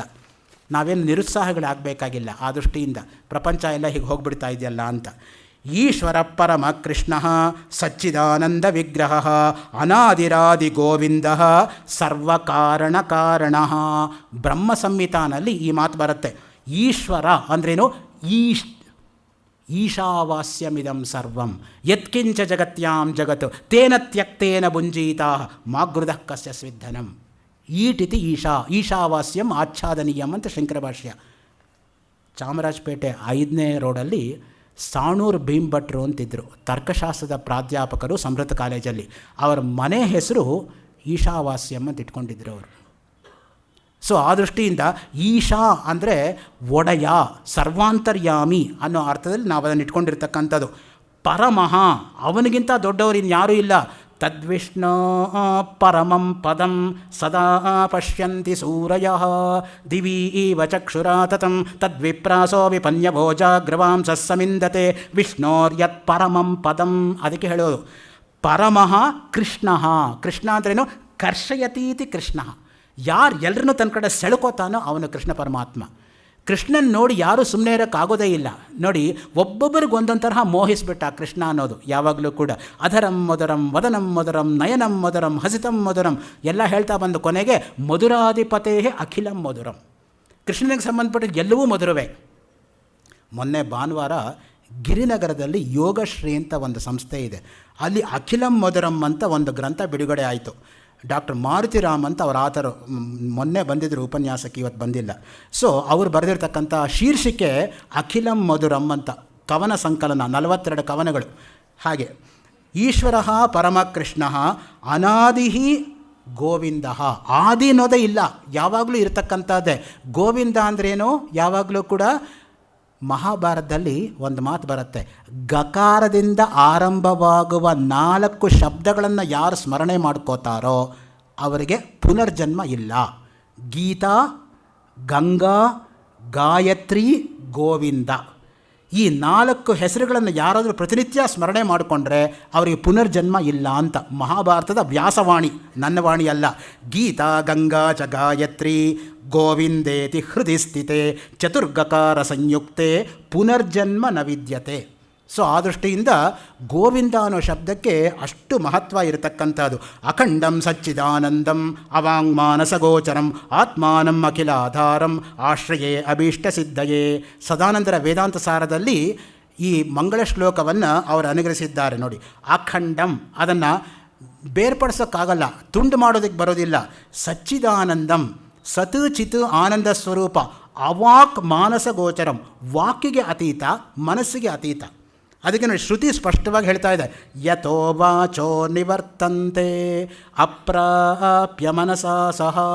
ಸೊ ವಾಕಿಗೆ ಸಿಗೋದಲ್ಲ, 4 ರೀತಿ ವಾಕಿರೋದು. ಪರಾಪಶ್ಯಂತಿ, ಮಧ್ಯಮ, ವೈಖರಿ ಅಂತ ಋಗ್ವೇದಲ್ಲೇ ಅದಕ್ಕೆ ರೆಫರೆನ್ಸ್ ಬರುತ್ತೆ. ಚತ್ವಾರಿ ವಾಕ್ ಪರಿಮಿತ ಪದಾನಿ ತಾನಿ ವಿದುರ್ಬ್ರಾಹ್ಮಣಾಯೇ ಮನೀಷಿಣಃ ಗುಹಾ ತ್ರೀಣಿ ನಿಹಿತ ನೇಂಗಯಂತಿ ತುರಿಯಂ ವಾಚೋ ಮನುಷ್ಯ ವದಂತಿ.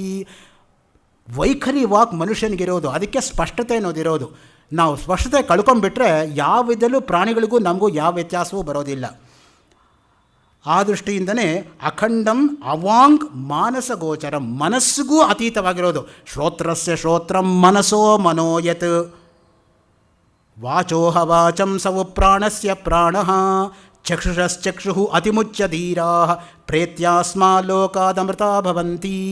ಕೇನೋಪನಿಷತ್ತಲ್ಲಿ ಅದಕ್ಕೆ ಹೇಳೋದು, ಕಣ್ಣಿಗೂ ಹಿಂದೆ ಇರತಕ್ಕಂಥದ್ದು ಅಂದರೆ ಕಣ್ಣಿಂದ ನೋಡೋಕ್ಕಾಗದೇ ಇರತಕ್ಕಂಥದ್ದು, ಒಳಗಣ್ಣಿನಿಂದ ಮಾತ್ರ ನೋಡ್ತಕ್ಕಂಥದ್ದು ಅಂತ ಅರ್ಥ.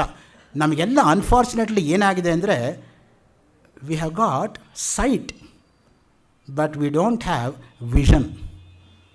ಅದಕ್ಕೆ ಕೆಲವು ಕನ್ನಡಕ ಅಂಗಡಿ ಆಚೆ ಕಡೆ ಬೋರ್ಡ್ ಆಗಿರ್ತಾರೆ ವಿಷನ್ ಅಂತ. ಸುಳ್ಳದು, ವಿಷನ್ ಅವ್ರು ಕೊಡೋಕ್ಕಾಗಲ್ಲ.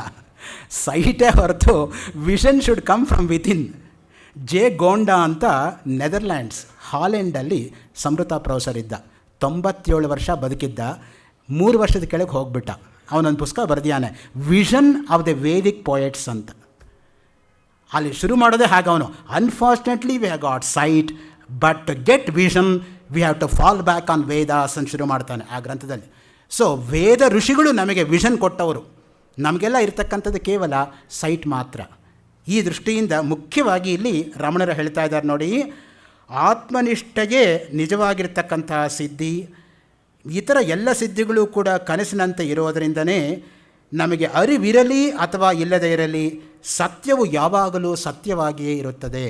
ಹೇಗೆ ಅಂದರೆ, ನಮ್ಮಲ್ಲಿರ್ತಕ್ಕಂಥ ಒಬ್ಬರು ಕಳೆದು ಹೋದರೂ ಎಂಬತಕ್ಕಂಥ ಮಿಥ್ಯಾಜ್ಞಾನ ಹೋದ ಕೂಡಲೇ ನಾವೆಲ್ಲರೂ 10 ಜನನೂ ಇದ್ದೀವಿ ಅಂತ ಭಾಸವಾಗೋ ಹಾಗೆ ಯಾವಾಗಲೂ ಕೂಡ ಇರತಕ್ಕಂಥದ್ದು ಜ್ಞಾನವೇ ಹೊರತು ಅಜ್ಞಾನವಲ್ಲ. ಯಾವಾಗಲೂ ಇರತಕ್ಕಂಥದ್ದು ಗೆಲ್ತಕ್ಕಂಥದ್ದು ಸತ್ಯವೇ ಹೊರತು ಸುಳ್ಳಲ್ಲ. ಯಾವಾಗಲೂ ಇರತಕ್ಕಂಥದ್ದು ಏಕಾತ್ಮ ಭಾವನೆ ಹೊರತು ಅನೇಕಾತ್ಮ ಭಾವನೆಯಲ್ಲ. ಯಾವಾಗಲೂ ನಮಗೆ ಬೇಕಾಗಿರ್ತಕ್ಕಂಥದ್ದು ಸುಖ ಆತ್ಮಸುಖವೇ ಹೊರತು ಕ್ಷಣಿಕ ಸುಖವಲ್ಲ ಅನ್ನೋದನ್ನು ಒತ್ತಿ ಒತ್ತಿ ಹೇಳಿ, ಮುಂದಿನ ಒಂದು ಶ್ಲೋಕದಲ್ಲಿ ನಿಜವಾದ ಸುಖ ಹೇಗೆ ಕೇವಲ ಆತ್ಮೋಪಾಸನೆಯಿಂದ ಮಾತ್ರ ಸಾಧ್ಯ ಎಂಬುದನ್ನು ಮನವರಿಕೆ ಮಾಡ್ತಾ ಇದ್ದಾರೆ 39ನೇ ಶ್ಲೋಕದಲ್ಲಿ. ಅದು 4ನೇ ದಿನದ ನಾಳೆಯ ಉಪನ್ಯಾಸದಲ್ಲಿ ಪ್ರಾರಂಭಿಸ್ತೇನೆ ಅಂತ ಇಟ್ಕೊಂಡು ಸಮಯ 8 ಆಗಿರೋದರಿಂದ ಇಲ್ಲಿಗೆ ನಿಲ್ಲಿಸ್ಕೋತಾ ಇದ್ದೀನಿ. ಓಂ ಶಾಂತಿ ಶಾಂತಿ ಶಾಂತಿ. ಶ್ರೀ ರಮಣಾರ್ಪಣಮಸ್ತು.